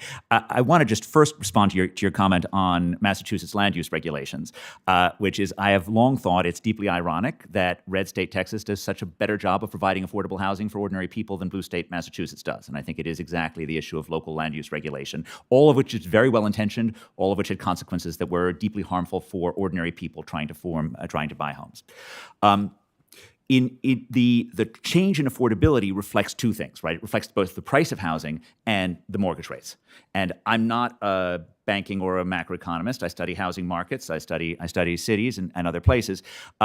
So I'm not going to run down the litany of mistakes that my macroeconomist colleagues think that got us into the point where mortgage rates are currently what they are. That's not my business. But that is a big part of it. The other part of it that I am happy to talk about is the fact that housing is so much more expensive than it should be. And I think this is an issue in which it used to be about coastal areas. And now it is increasingly in Sunbelt cities where the inner ring areas have made it harder and harder to build. And you used to see patterns in places like Atlanta where we built much more in the pricier parts of Atlanta in the 1970s and 1980s. Now we don't. Now we build in the lower density areas that are away from things. And so I think this is no longer just a Massachusetts issue. And that's in some sense what scares me about it, is the places that were the escape valves for affordable housing in the US, the Houstons, the Atlantas, the Miamis, they're not turning into escape valves anymore. And that just scares me. And that's why I think having some national discussion, having some, even if it is largely symbolic, is just really important to recognize that we're going in the wrong direction as a country if we want to be a place where outsiders can come and forge a brighter future. Yeah, I mean, when you see an 80% increase in an income requirement over a 5-year period of time to afford a home, you got to look at it and say, what happened during that 4 or 5 year period? Could it be that we let 10 million illegals come into this country? I mean, would that incredible surge in demand with no correlating supply increase, could that have something to do with it? Do those 10 million people have to be having to be housed raise the price of housing generally? So again, I'm not an expert on immigration policy in any way. But you know supply and demand 101. I assume that's a criteria for becoming a Harvard professor. Indeed. I think I'm just going to repeat what I said in my original testimony, which is we know things are a demand problem when you see quantities and prices both up. You know things are a supply problem when you see prices up and quantities down. What we have seen in the U.S. over the last 15 years is prices are way up and building quantities are way down. And that is why I think it is crucial. Like the one fact to take away from this is a supply problem. It is fundamentally not about housing demand. Well, again, 10 million people that need to be housed is a problem. Mr. Jelenic, on the mortgage world, because this is also the Banking and Housing Committee, what are some things that you think could be done from an innovation perspective to help alleviate this problem? Senator, thank you for the question. It's sort of the mirror image of the discussion we've been having on housing, just applied to the mortgage side of it, right? There's as long as we are careful with the innovations we implement and the ways we test them, there are a lot of ways we can use new technology and big data to reduce some costs in the process. So I could go into those if you'd like. Yep, please. Certainly. So, whether it's, and some of this was in my testimony, and these are just some examples, right? But I guess I'll give about 10 seconds on the core of our business. I mean, we exclusively work with independent mortgage brokers that are small town businesses across all 50 states. The reason why we are dedicated to serving the wholesale channel and working with mortgage brokers only is because they are generally the lowest cost way for a consumer to get a loan. And they're embedded in their communities, and whether it's rural, whether it's urban, they know the market better than anyone else. So our whole existence is about being a low-cost provider. You can even see that we're a public company in our margins compared to some of our competitors that have a different business model. So everything we do is about technology and process and efficiency. So some of the things that we have now available to us, we have incredible data and analytics tools in the appraisal realm. There's more data now that Freddie and Fannie have, and there's more tools that we have where we might be able to increase accuracy of appraisals and reduce costs of appraisals. And it's a small number relative to some of the housing supply issues we're talking about, but these numbers start to add up. I could say the same thing for the mortgage insurance or the title space, and these are all areas where they're very necessary. But if you start to look at premiums collected, and ultimately when the premiums need to be paid out, there are opportunities to provide alternatives where you don't have any, don't increase the systemic risk, don't increase lender risk, don't increase consumer risk, but you're just leveraging modern day technology and innovation, in some cases even AI, to just reduce cost out of what is a complicated and often legacy oriented process, the mortgage process. All right, thank you, Mr. Chairman. Oh, he's gone. Senator Van Hollen. Thank you, and thank all of you for your testimony. Let me just start on the supply issue, and I've been listening in on C-SPAN, and clearly constrained supply drives up costs, right? You're an economist, Dr. Glaeser, right? But the reason we're worried about constrained supply is because with demand not being met, it drives up costs. That's the fundamental question, right? So there's another side to the cost factor, and that is the cost of materials, right? And so I just want to read to everybody a letter that we all received from the National Association of Home Builders very recently. And I'm quoting, "While home building is inherently domestic, builders rely on components produced abroad, with Canada and Mexico representing nearly 25% of building materials imports. Imposing additional tariffs on these imports will lead to higher material costs, which will ultimately be passed on to home buyers in the form of increased housing prices," unquote. That's a pretty simple statement of supply and demand, is it not, Doctor? Yes, Senator. Right. So, when we hear the president, talking about beautiful tariffs, I think the American people need to understand what he's talking about, if applied in a broad-based way, mean higher housing costs. Isn't that right, Doctor? It is hard to see how imposing higher costs on materials coming from outsiders is going to lower costs for housing. That is certainly true, Senator. Well, let me give you the estimate from the chief economist over at the National Association of Home Builders, Robert Dietz. He estimates the tariffs, once fully phased in, will add anywhere from $7,500 to $10,000 to the cost of building the average American family home. Do you have any reason to dispute that? Well, it is true that he represents an industry group, and industry groups are known to talk about policies in a way that gets the policy objective that they want. But no, I have no particular evidence on the home building technology that would lead me to dispute that number. Thank you. Ms. Willis, I want to turn a little bit to the other part of the equation, and that is, trying to help families that can't afford a home, some additional means to be able to do that. And in your testimony, you talk about, quote, the immediate threat facing HUD as a result of the actions being taken by Elon Musk and the Doge group. I must say that I find it kind of sickening that the richest man in the world, who just a few years ago sold like 7 mansions, is trying to deny working people access to programs that, at least to some extent, increase affordability. Could you talk about the damage that would be done if the threatened cuts go forward? Absolutely, Senator. And also too, just thinking about, you're talking about the richest man in the world, and I want to talk about the HUD programs and who they're meant for.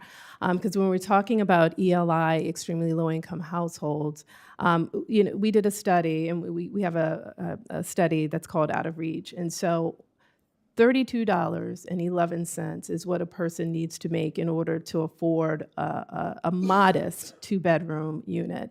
$26.74 is what a person would need to make to afford a modest 1-bedroom unit. As we know, the federal wage is $7.25. And so many people will have to work 2.8 jobs or more in order to afford affordable housing. HUD provides affordable housing and stability to people, who need it across this country. At least 1 out of 4 people who need it across this country. Again, that means 3 out of 4 don't receive it. So when we're talking about the cuts to HUD, we're talking about in one program, the program that oversees the field offices, we're talking about a 50% cut. a 50% cut in staff to the program that oversees public housing and Indian affairs. We're talking about an 84% cut to the office that oversees CDBG, block grants, the Housing Trust Fund, you name it. So we're talking about an 84% cut there, and a 76% cut to the program that does the research, so that figures out the market rates and the rents that are to be paid to landlords. So how can these programs function if you're cutting these programs? And again, it's a significant cut throughout HUD.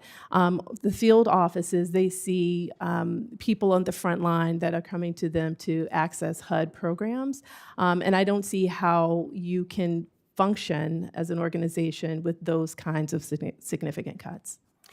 Thank you. And just in closing, I don't have any more questions. I just want to thank you for supporting in your testimony the bipartisan legislation I've introduced with Senator Young entitled the Family Stability and Opportunity Vouchers Act, a proven approach to helping lift families out of the cycle of poverty. Thank you. Senator Tillis? Thank you, Mr. Chairman. Thank you all for being here. Several years ago, when I was in the state legislature, I had one of the towns in my district ask for a 1-hour meeting. I've told this story, I think, in finance hearing before. We spent 45 minutes in that meeting talking about what I could do to help them with affordable housing. And we had a great meeting. The last 15 minutes of the meeting, they were trying to pitch me on passing, we have what they call local bills, where it provides authority for county and city governments to do things that are unique to them. They wanted me to file a local bill that empowered them to mandate sprinkler systems in single-family dwellings. And I said, guys, we just spent 45 minutes talking about what we can do for more affordable housing, and you've just proposed something as a mandate that would add to the cost of a home about 10 or 15%. How do those two work together? And they don't. North Carolina, I think, is tied or close to Idaho, or tied with Idaho, for having the most number of residential construction permits authorized per 1,000 people at 9.12 a year. And yet, over the next 5 years, we're going to have about 800,000 unit shortfall, almost evenly divided between rental and for-sale units. One of the things I didn't accomplish when I was Speaker of the House that I hope we get to accomplish up here is that the scarce dollars for affordable housing resources only go to the state and local governments that are regulating efficiently and responsibly. Why would Dr. Glaeser, I've got a question for you. What is wrong with this idea that says that we index states and local governments based on regulatory execution, cost to permit and time to permit? And at some point, when they reach an unacceptable level, they are no longer eligible for affordable housing resources coming from the federal government, because in a world of scarce resources, we should deploy it to jurisdictions that fall below that unacceptable level. What's wrong with a construct like that? So, Senator, as I argued in my testimony, I believe strongly that the best path forward is to use some form of discretionary federal spending to nudge states and localities to permit more housing. And some form of conditionality of this form seems helpful. I think you have to make the decision of what forms of spending you would want. In my own thinking, I'm certainly open on housing, but if you actually wanted to move a state, let's say California, towards changing their rules, I think you'd find transportation spending would be much more effective than housing spending, because in fact, housing spending is just going to appeal much less to the typical legislator in California, which is hence the need for different committees to talk to one another. But some degree of leaning against the highly restrictive areas is really, I think, the right thing to do. It reminds me of the debate we're having about SALT. I have people wanting me to provide relief to states that overtax their population. They want the federal government to subsidize that, to kind of discount their overtaxation. Think about the same jurisdictions. They're the SALT states. The reason I have a personal problem with that is that if North Carolina had not lowered its tax burden when I was Speaker, we would be a SALT state. Well, similarly, why on earth should we not hold state and local governments accountable for the increasing cost of affordable housing units in their districts? Leave it up to them. If you want to regulate till the cows come home, great. In the same way salt stakes, if you want to keep on raising taxes, awesome. Just make sure that you do it to a level to where you can get reelected and don't expect federal dollars to throw good money after bad. What's wrong with that concept? Senator, for 25 years, I have been obsessed with local regulation, making it too difficult for ordinary Americans to buy a home, buy and rent a home. I am thrilled that the members of this committee are actually taking this seriously and actually thinking about having federal policies that could meaningfully lean against this. I will give one caveat, if I may. Like, it's got to be based on the production of units. Got it. Don't make it based on the rules, because they can monkey with the rules any way you want. Got it. That's why I want to finish with a question of Ms. Willis. And because I like the idea of Tillis asking Willis too. But Ms. Willis, why shouldn't reducing, or is, let me position it a different way. Does your coalition focus on unnecessary regulatory requirements as to the extent that you could measure them in areas that you're focused on, as a key priority for your organization to make sure that we can produce more affordable housing? Do you do that today, and how do you react to what I've just asked Mr. Glaeser? And then I'm done after that, Mr. Chair. Thank you, Senator. And Tillis Willis sounds like a great television show.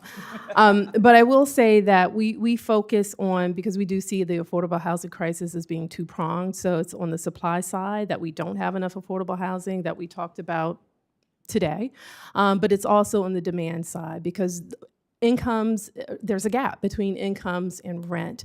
And so I do see that the federal government can assist in making sure that, in making investments in rental assistance to people who need it. Because again, only 1 out of 4 receive it, but we should have universal rental assistance. That's a fair point. But I'm telling you, it would be helpful for people who are advocating for housing to understand that this is an impediment. This is a driver behind some of the assistance that people need, because we are needlessly increasing the cost, creating a greater gap.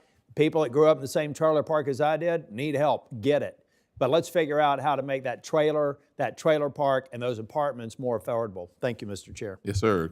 Senator Cortez Masto. Thank you. Thank you, Chairman Scott, and to our ranking member for holding this hearing. I so appreciate it. This is such an issue, as you can only imagine and hear right now across the country, including in Nevada. So I thank you, the panelists, for your candor and not taking the bait sometimes when some of my colleagues try to bait you into some conversations.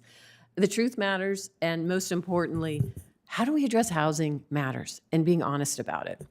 So let me talk a little bit about Nevada, because one of the things I do know, it is a supply issue. There's no doubt about it. We have to address the supply. But we also have to address the affordability. I have working families that can't afford homes. So it's not just the supply. It's how do we ensure that no matter your station in life, you can afford that home, because the homes that are being built in my state are a little bit more costly, quite honestly, because we got to get federal land. 80% of the land is owned by the federal government. So the first step in building housing is getting that land from the federal government. That's the first cost that now is associated with building those homes. So now we have to figure out how we level the playing field so we can lower those costs. It is about building, but it's also the financing that goes into that building to ensure that we can keep some of those costs low enough for those families, those working families, to be able to afford these homes. And one of those programs that we have at the federal level that I still believe in, I think we need to continue to utilize it and modernize it, is the home program. And so let me, Ms. Willis, let me ask you, I have a bill, which is the home bill, which is S948. And what it does is the home program that was, I want to say it was created in 1994, has not been reauthorized, reformed, or anything since 1994. So what I've done is taken it, updated it to make sure it works better for our families and our communities, and introduced it yesterday. So Ms. Willis, can I ask you, how does the home program contribute to building more affordable homes for those working families? Like in my state, where we have to address one key piece of that cost was getting that federal land first. Yeah, thank you for the question. And also thank you for your leadership in introducing the legislation to improve the home program. Home, as you know, it acts as it's another financing structure to allow deals to pencil out. And so it is a critical source of gap financing, and so it is important. So we would certainly love to continue working with you to improve home so that it better supports CHODOs, which are community housing development organizations, so that they can better serve extremely low-income households. Thank you. And then, Dr. Glaeser, thank you so much. I had a question for you on manufactured homes, but you answered it, and I thank you for your candor there. But let me ask you this.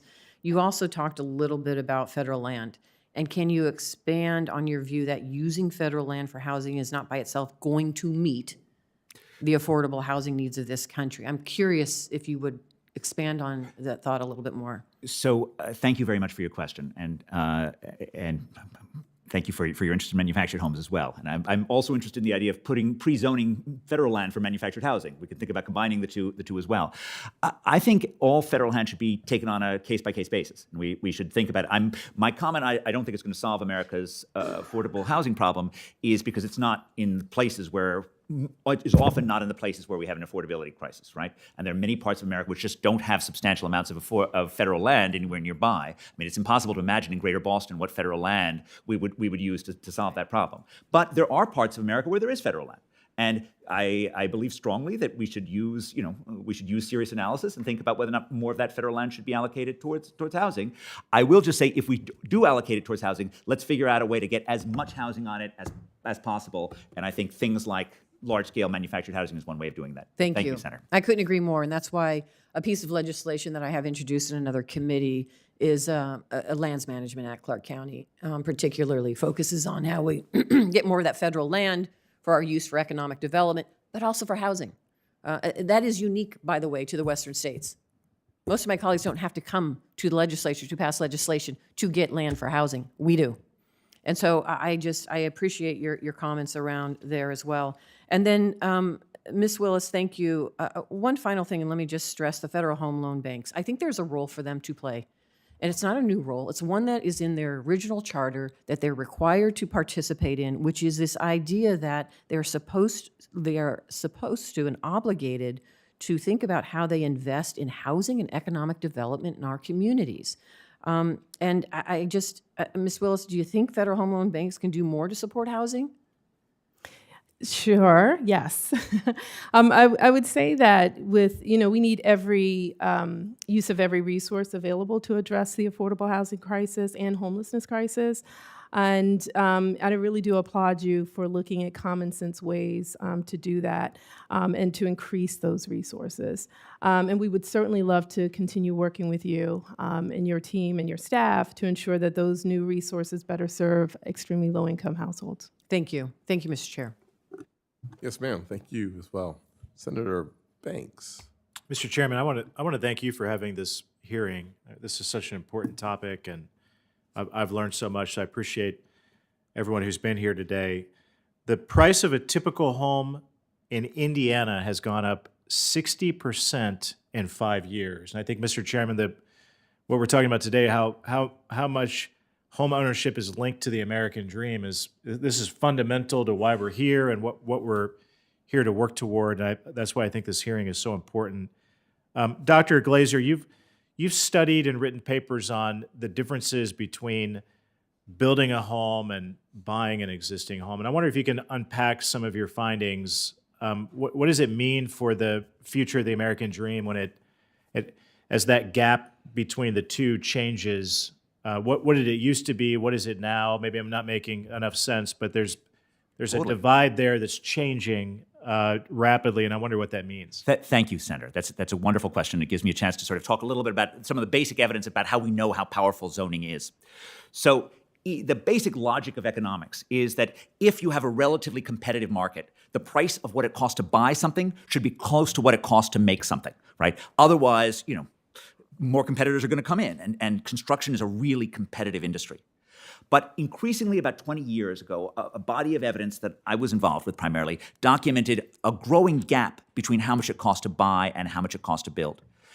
In really dense environments, you can just look at how much it costs to buy an apartment in New York City versus how much it costs to build. And the beauty of that is the building is just physical. You can always just add an extra story. And it was twice as much, right, 20 years ago, and it's more today, right? And so I heard some language about zoning adding 25%. This is more like land use controls doubling the effective price. In lower density environments, it's a little bit harder because you've got to price the land and you don't actually often know that. But one of the tricks that we have is that we can compare how much an acre is worth if it extends an existing lot versus how much an acre is worth if it sits under an existing lot. And the answer is in many of our environments, it's 10 times more valuable if it sits on an existing, under a house versus extends an existing lot. And so with those tools, we can say that in fact, the gap between the land cost plus the housing cost and how much it costs to buy has just gone way, way up. And that's a way that we know that, it's one of my favorite ways to knowing that land use regulations are really playing an outsized role of this. Now, I think of Indiana as being typically a place where, it is relatively easy to build. But it is clear that places where I once thought it was easy to build are becoming harder. And as it becomes harder, that wedge between buying costs and building cost has just expanded. What's healthy? What do we want that gap to look like? I'd 20% for land costs, 25% for land costs. You point to a year or a time where there was a healthy gap between building and buying? Oh, well, Senator, for most of the time when we started working, it was actually typically less expensive to buy than it was to build in most of America. And the reason for that is, houses, as has been mentioned before, houses depreciate. And so the new houses that were being bought are actually at a premium. So building a house was actually more expensive than it was to buy a typically used house. So typically it was negative. That would be a fantastic thing to get back to that, where it actually costs more to build than it does to buy the typical home. I think we understand why. It's zoning and regulations and those issues that are driving it. One other question I had for you. A lot of the affordable housing programs for the federal government are focused on building apartments, and apartments are good, and a lot of Hoosiers live in apartments, but there are a lot of first-time homebuyers that want to buy a single-family house rather than live in an apartment. I mean, can you talk about how we can reform some programs to give first-time homebuyers an opportunity using federal support to achieve that American dream rather than living in an apartment? One thing I would think about is to think about how particularly HUD treats manufactured housing. I think there are some very exciting things that are going on in manufactured housing. In fact, there are exciting things going on in the state of Indiana in manufactured housing. The city of Chicago is actually looking to source its manufactured homes for public housing from Indiana, in fact, from an Indiana producer.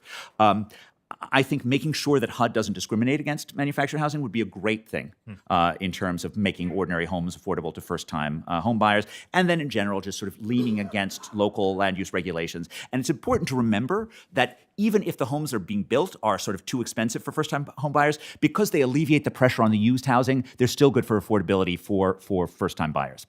Really helpful and interesting. Thank you very much. I yield back. Thank you, Senator. Thanks, Senator Banks. Appreciate that. Senator Warnock.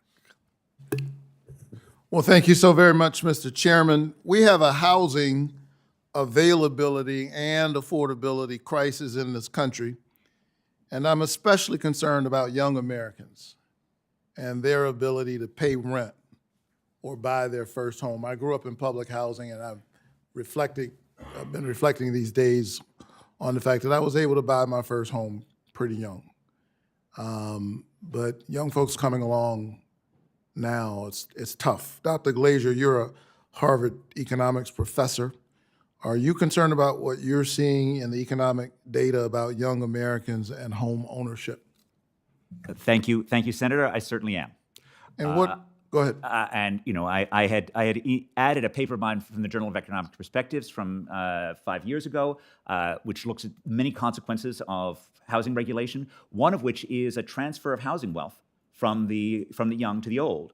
And we compared 2013 and 1983, since it was some time ago. 1983, there were plenty of 25 to 34-year-olds that had substantial housing wealth. That's just gone.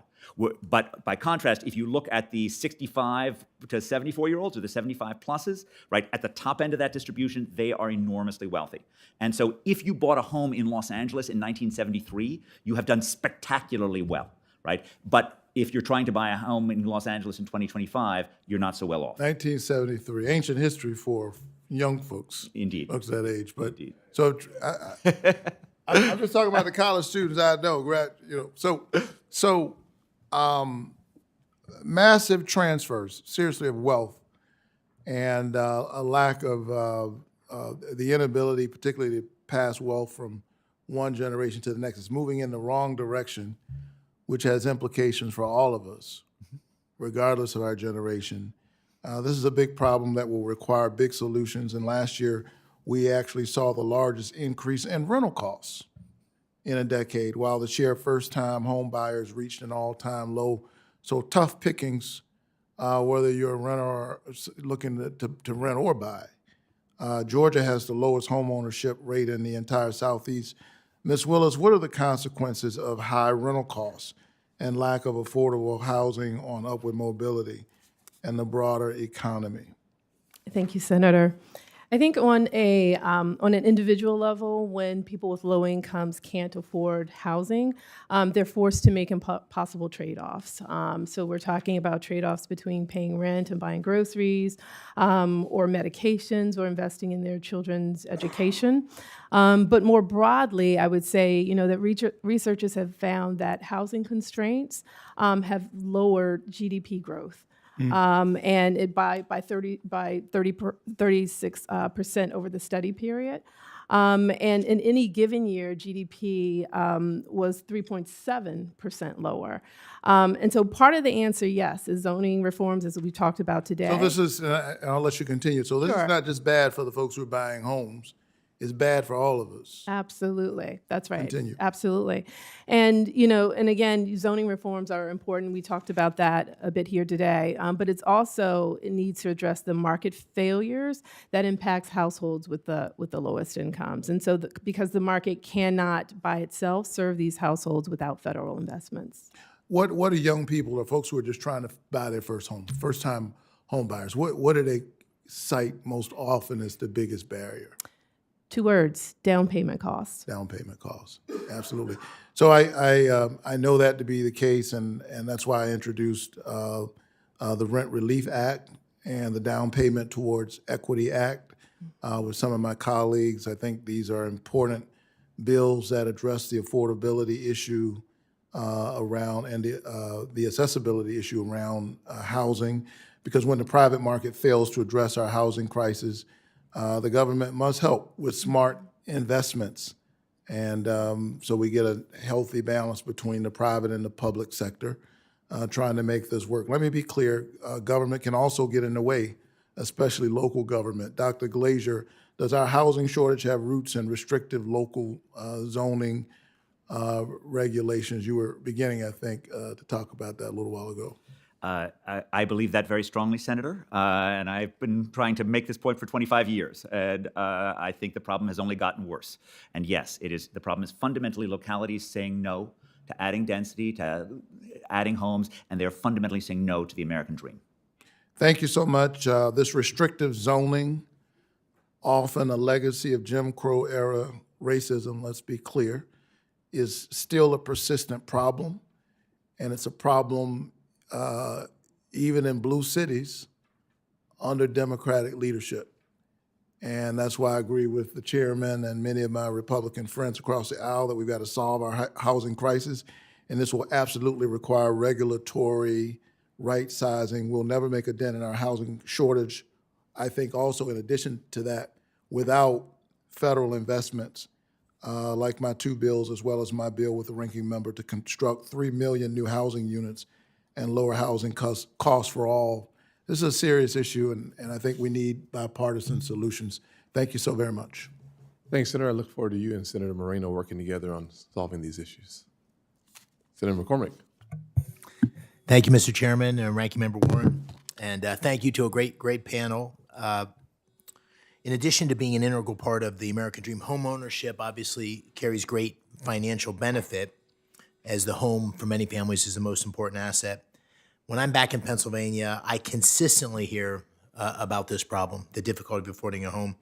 Across Pennsylvania, housing prices are up 11% over the last year, and major metro areas, in particular Philadelphia and Pittsburgh, rank near the bottom nationally of new home construction.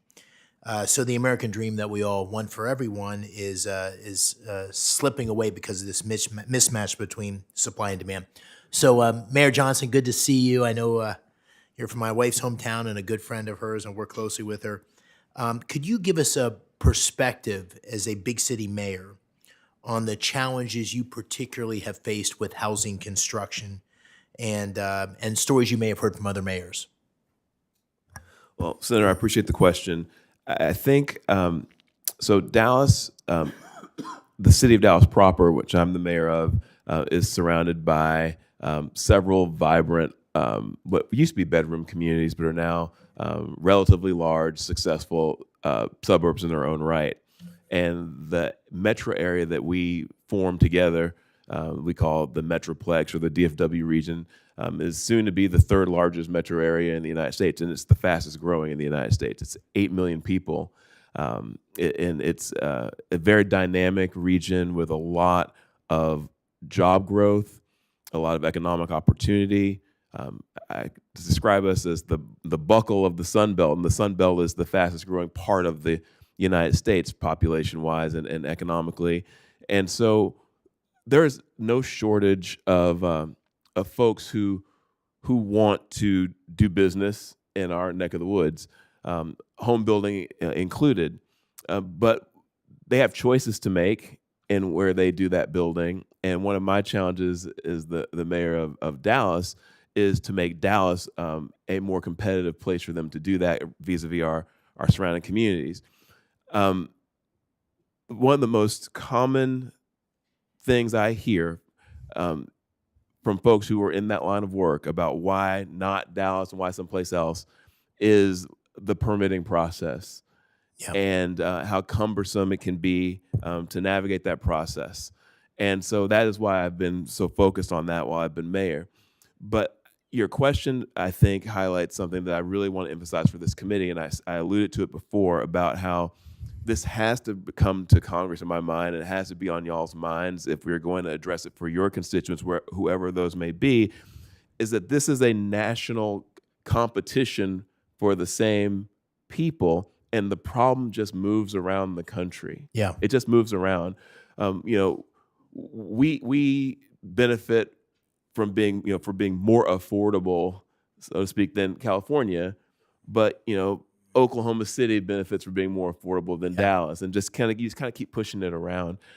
We have to deal with it, I think, in a national manner, and for sure, I think the solution and the answer is to increase the amount of homes that are being built, and a big barrier to it is how long it takes to get the that's projects what we're done. hearing across the board. I'm going to move to Ms. Willis for a second. I want to talk about veterans homelessness. I know, Mayor, you've had success in Dallas with that. I wondered if you could just comment on the collaboration you've seen between the VA and HUD on this, and what the national trends you're seeing on veterans homelessness. Sure. Thank you for the question. I would say that, homelessness, there's documented studies in terms of with Housing First, with making sure that homeless veterans are housed. And so there's a study that at least the success rate is over 50%. And so there's... is it getting better? Yeah, it's just certainly getting better, because as you probably know, that there are on any given night over 770,000 people who are living on the streets every night. But in terms of veterans homelessness, the trend is that it's being solved and getting better, but we certainly do want to see more. Good, thank you. And Dr. Glaeser, I want to get your big brain into this for a second, which is just if you look current course, for this committee to think about without a change in the overall posture of policymakers, what would you think housing prices are going to do in the next 5 years? So I'm going to dodge that one, Senator, just to be honest, because corrections are always possible, and I don't want to be on the record for the next 5. Let me say, if we do nothing. Oh, you should learn to hedge. I mean, we all know how to do that. Come on. Give me a longer time horizon, Senator, and I see no reason why we're going to correct course in any way. right? So give me 10 years, give me 15 years so we can get past whatever housing cycle might emerge in the next 5 years. It feels to me like it is an America in which more and more of this country is closed off to opportunity, is closed off to people finding a future. You know, when I was a kid, I read this book called The Rise and Decline of Nations by Manker Olson. And it was a book about how stable societies get captured by insiders and make it impossible for outsiders to find a fortune. When I read this coming off of Reagan's America, that didn't feel like my America then. It feels more and more like America now. And that's why I think it is so important for your committee to make sure that an America of opportunity continues everywhere. We'll end on Manker Olson. Thank you. Thank you. Senator Blunt Rochester. Thank you, Chairman, Chairman Scott and Ranking Member Warren for this really thoughtful hearing on housing. Thank you to the panel for all of your testimony. I think it's abundantly clear when you just listen to every member here, every senator, that we all recognize that we have a housing crisis in this country. And I hope, Mr. Mayor, this provides some hope to you that we recognize we're in this together.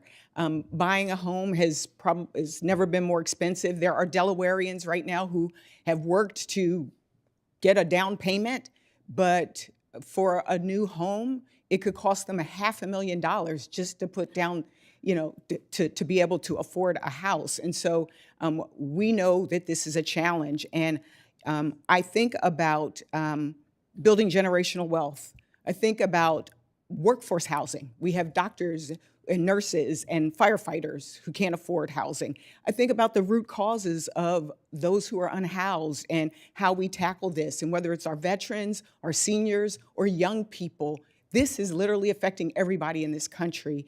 And so, Dr. Glaeser, I wanted to ask my first question of you as the nation's most preeminent scholar on housing, land use, and the economy. Could you talk to us a little bit about, in your research, you mentioned restrictive land use policies have created an imbalance of supply and demand. And I've focused a lot on zoning reform and cutting regulatory barriers and cutting red tape in the House and now in the Senate. But could you talk a little bit about the overall economic impact of a lack of housing supply and why everybody, whether you're a small business or a family, should care? Thank you very much, Senator, for your question. Thank you for your leadership in this topic, in this area. This is a national problem, as I mentioned in my testimony, as was mentioned by Ms. Willis. Our nation is poorer as a result of this, right? Because we move to places where it's possible to build, rather than places in which people would necessarily want to live. And that means our overall GDP is lower than it was. That means fewer tax dollars. That means less ability to meet our foreign policy requirements. All of that weakens us fundamentally as a country. I believe that we are also a country that is has less upward mobility because we particularly regulate those communities that are really good at turning kids of poor parents into middle-income adults. Those are the areas that are most restrictive when we look across areas. And I'm relying on my colleague Raj Chetty's data on upward mobility to do that, but you really see this in the data. And it's just tragic, right? There are some parts of America that are just great at turning poor kids into middle-income adults, and we should be trying to make sure as many kids manage to get there as possible, and yet we don't because of local land use regulations that just say no. And it is precisely because, right, these local rules have national consequences that I think it is appropriate for your committee to take up this issue. That this is no longer just an issue for one town or one area. This is an issue that in fact impacts all of us. It impacts the intergenerational accumulation of wealth, as you said. It's a redistribution across space, and it just makes us less dynamic than we could be. And I want to put a finer point on what we've heard that I think all of us consider local land use and zoning reforms to be critical to unlocking new housing supply. And it's why I last year introduced a bipartisan bill, the Housing Supply and Innovation Frameworks Act, in the House, and have worked to co-develop the Reducing Regulatory Barriers to Housing Act.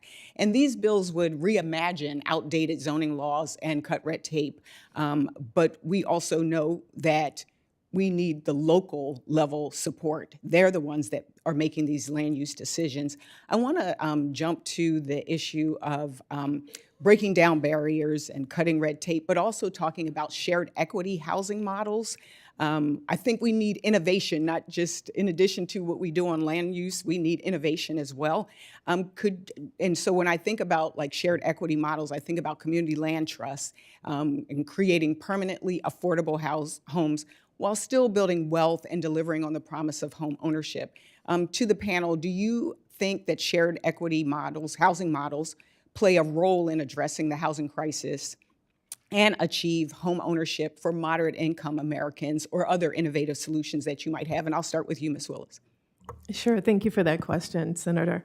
Absolutely. I think shared ownership example, and when I think about those, I think about community land trusts, as you mentioned, as being a really good resource, and an example of shared equity model.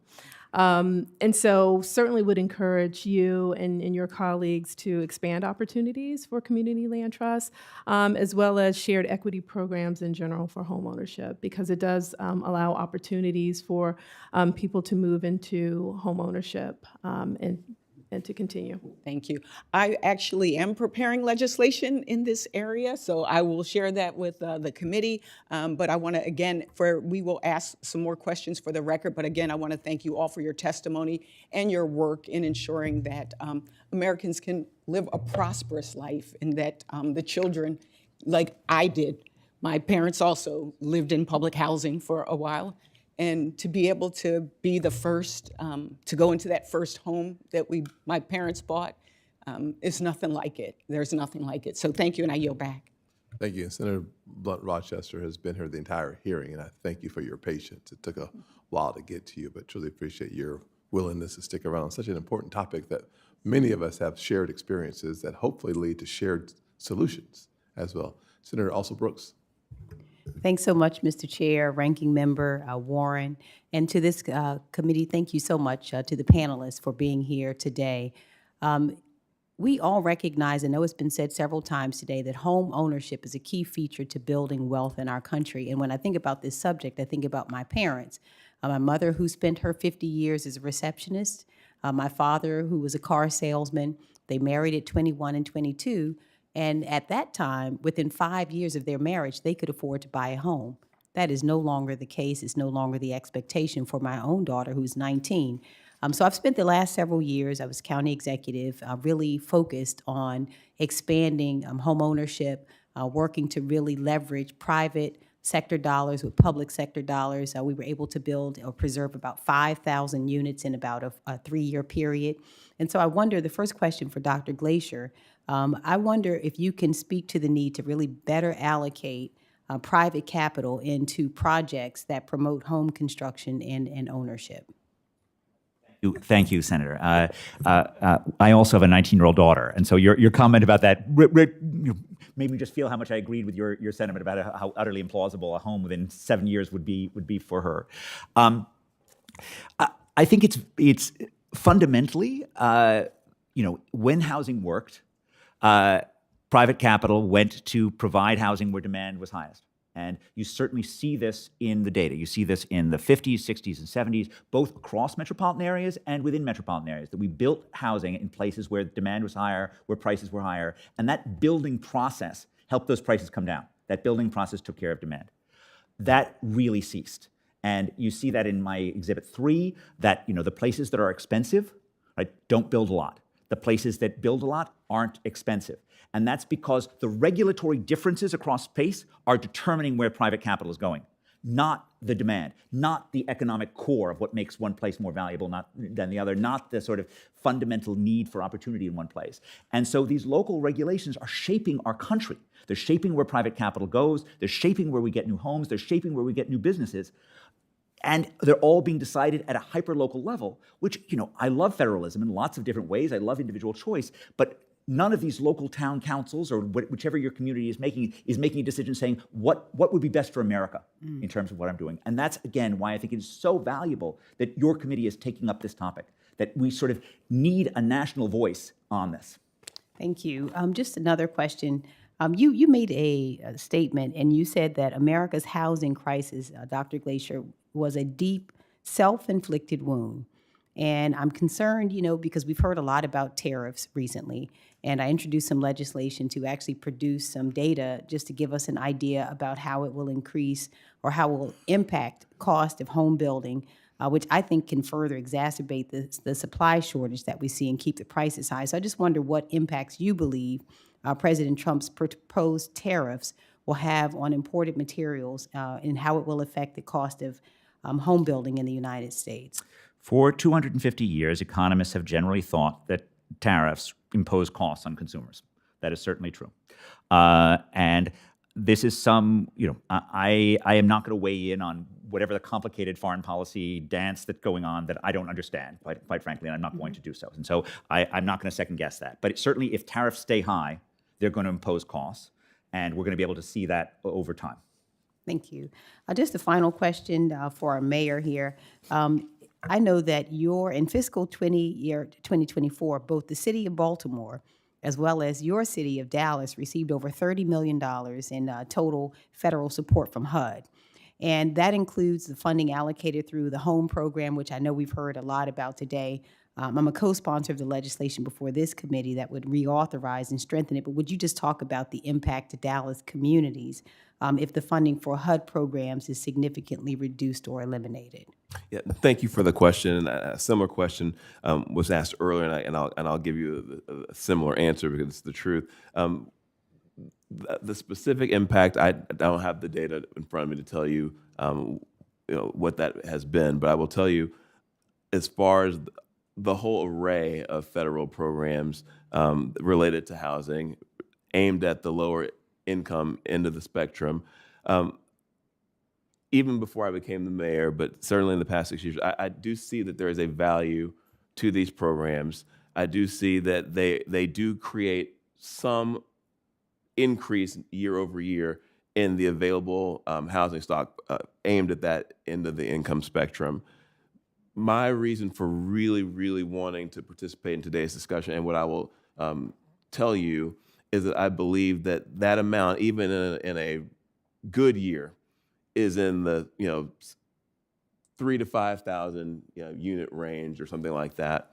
And what we really need to be looking at are things that are going to substantially increase the amount of housing that's available throughout the city of Dallas across income levels. And again, I'm talking about creating enough housing where it relieves pressure for everyone from the young professional, your daughter, when she wants to move to Dallas and stop renting an apartment and become a homeowner, and to the folks who are currently living in a far-flung suburb who work in Dallas. Maybe they're a barista at a Starbucks, but with what they're making, they have to live very, very far away. Workforce housing, things like that.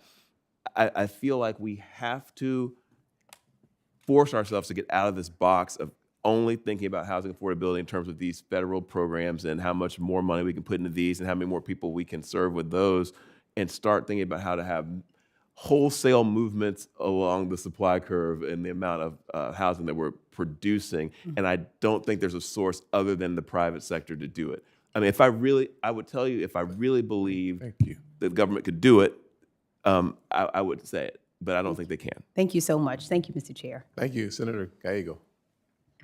Thank you, Mr. Chair. Ms. Willis, Arizona experienced significant population growth in recent years, which, as you know, brings unique housing challenges. Despite being the 5th largest city in the U.S., Phoenix receives about 7,400 vouchers, far fewer than Philadelphia, the 6th largest city, which receives over 22,000 vouchers.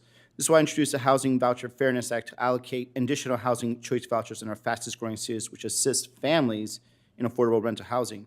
Can you talk about the unique challenges that fast-growing cities face and solutions that you have seen actually work? Thank you for the question, and thank you for the Housing Choice Voucher, the Housing Voucher Fairness Act.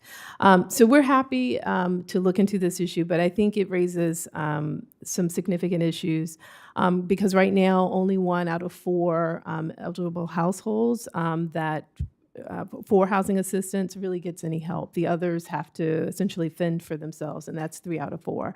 And Congress certainly should be working to ensure that rental assistance is available universally to all eligible households.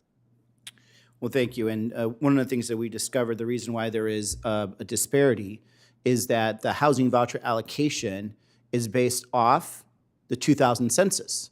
So if you're fast-growing cities like Houston, Dallas, Las Vegas, you're actually going to be disproportionately penalized for having good policies and growing versus some of these older cities that are essentially atrophying. But yet we're being punished. So even an update just on using the most recent census would actually be more accurate. And I hope that we'll be working on that legislation too. And I hope my colleagues will help joining us there. Sure. And if I can just add to that too, and I think it is important you mentioned data. In terms of the data that HUD collects, because we certainly do, again, going back to wanting to protect those programs and the staff at HUD, because 76% in the office in HUD is being threatened to cut that's the staff there. And it is important to have that data to understand the housing issue and how we can correct it. Right. And one of the things, since we were talking about cuts, Arizona's unique, one of the unique states where we have 22 federally recognized tribes. We have the largest tribal enrollment in the country, lots of land, but of course we have a housing challenge. So the firing, obviously, of and closing down of some of our tribal Bureau of Indian Affairs offices makes things difficult, especially when we're trying to apply for housing grants for some of these tribal nations. So I'm going to introduce to the record a letter that myself and Senator Kelly wrote about our opposition to the closing of these offices, which again will exacerbate a housing crisis that's actually on. People don't understand. We actually have on tribal lands, even a housing crisis even there. I have another question, Mr. Glaeser, and this is something that I've noticed, is that many Californians are moving to Arizona, and instead of downsizing their homes, right, they're selling a pretty valuable property for $1.5 million in California, and then they're just coming to Arizona and they're buying nearly that amount.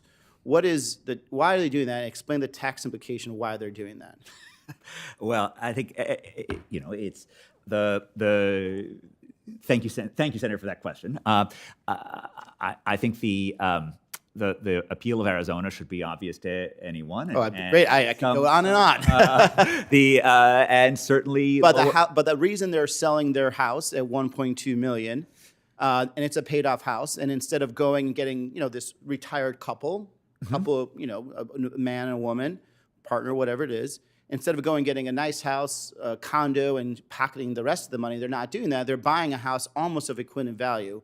What is the reasoning for that? It's not a trick question. I could answer that. Obviously. No. Well, the first order thing is you go to a place where housing is cheaper, you buy more house. Right. We believe as economists that people respond to prices, and if housing is cheaper, you wouldn't be surprised if they spent $1.8 million on the house because they could get so much more house for their buck. Right. In Arizona than in California. All right. Well, the reason also is because if that family sells that house and they don't buy a house of equivalent or close to equivalent value, they're going to end up paying capital gains on that house. So a retired couple, instead of trying to just pay the government the money, which I actually agree with them, they shouldn't pay that. We should figure out a way to actually give them a capital gains tax cut. Because what actually ends up happening is that then they would come to Arizona, buy a smaller place, and then they could keep that money, that capital gains, for their own retirement. Instead, what they're doing is they're buying an equivalent house that at least keeps some value.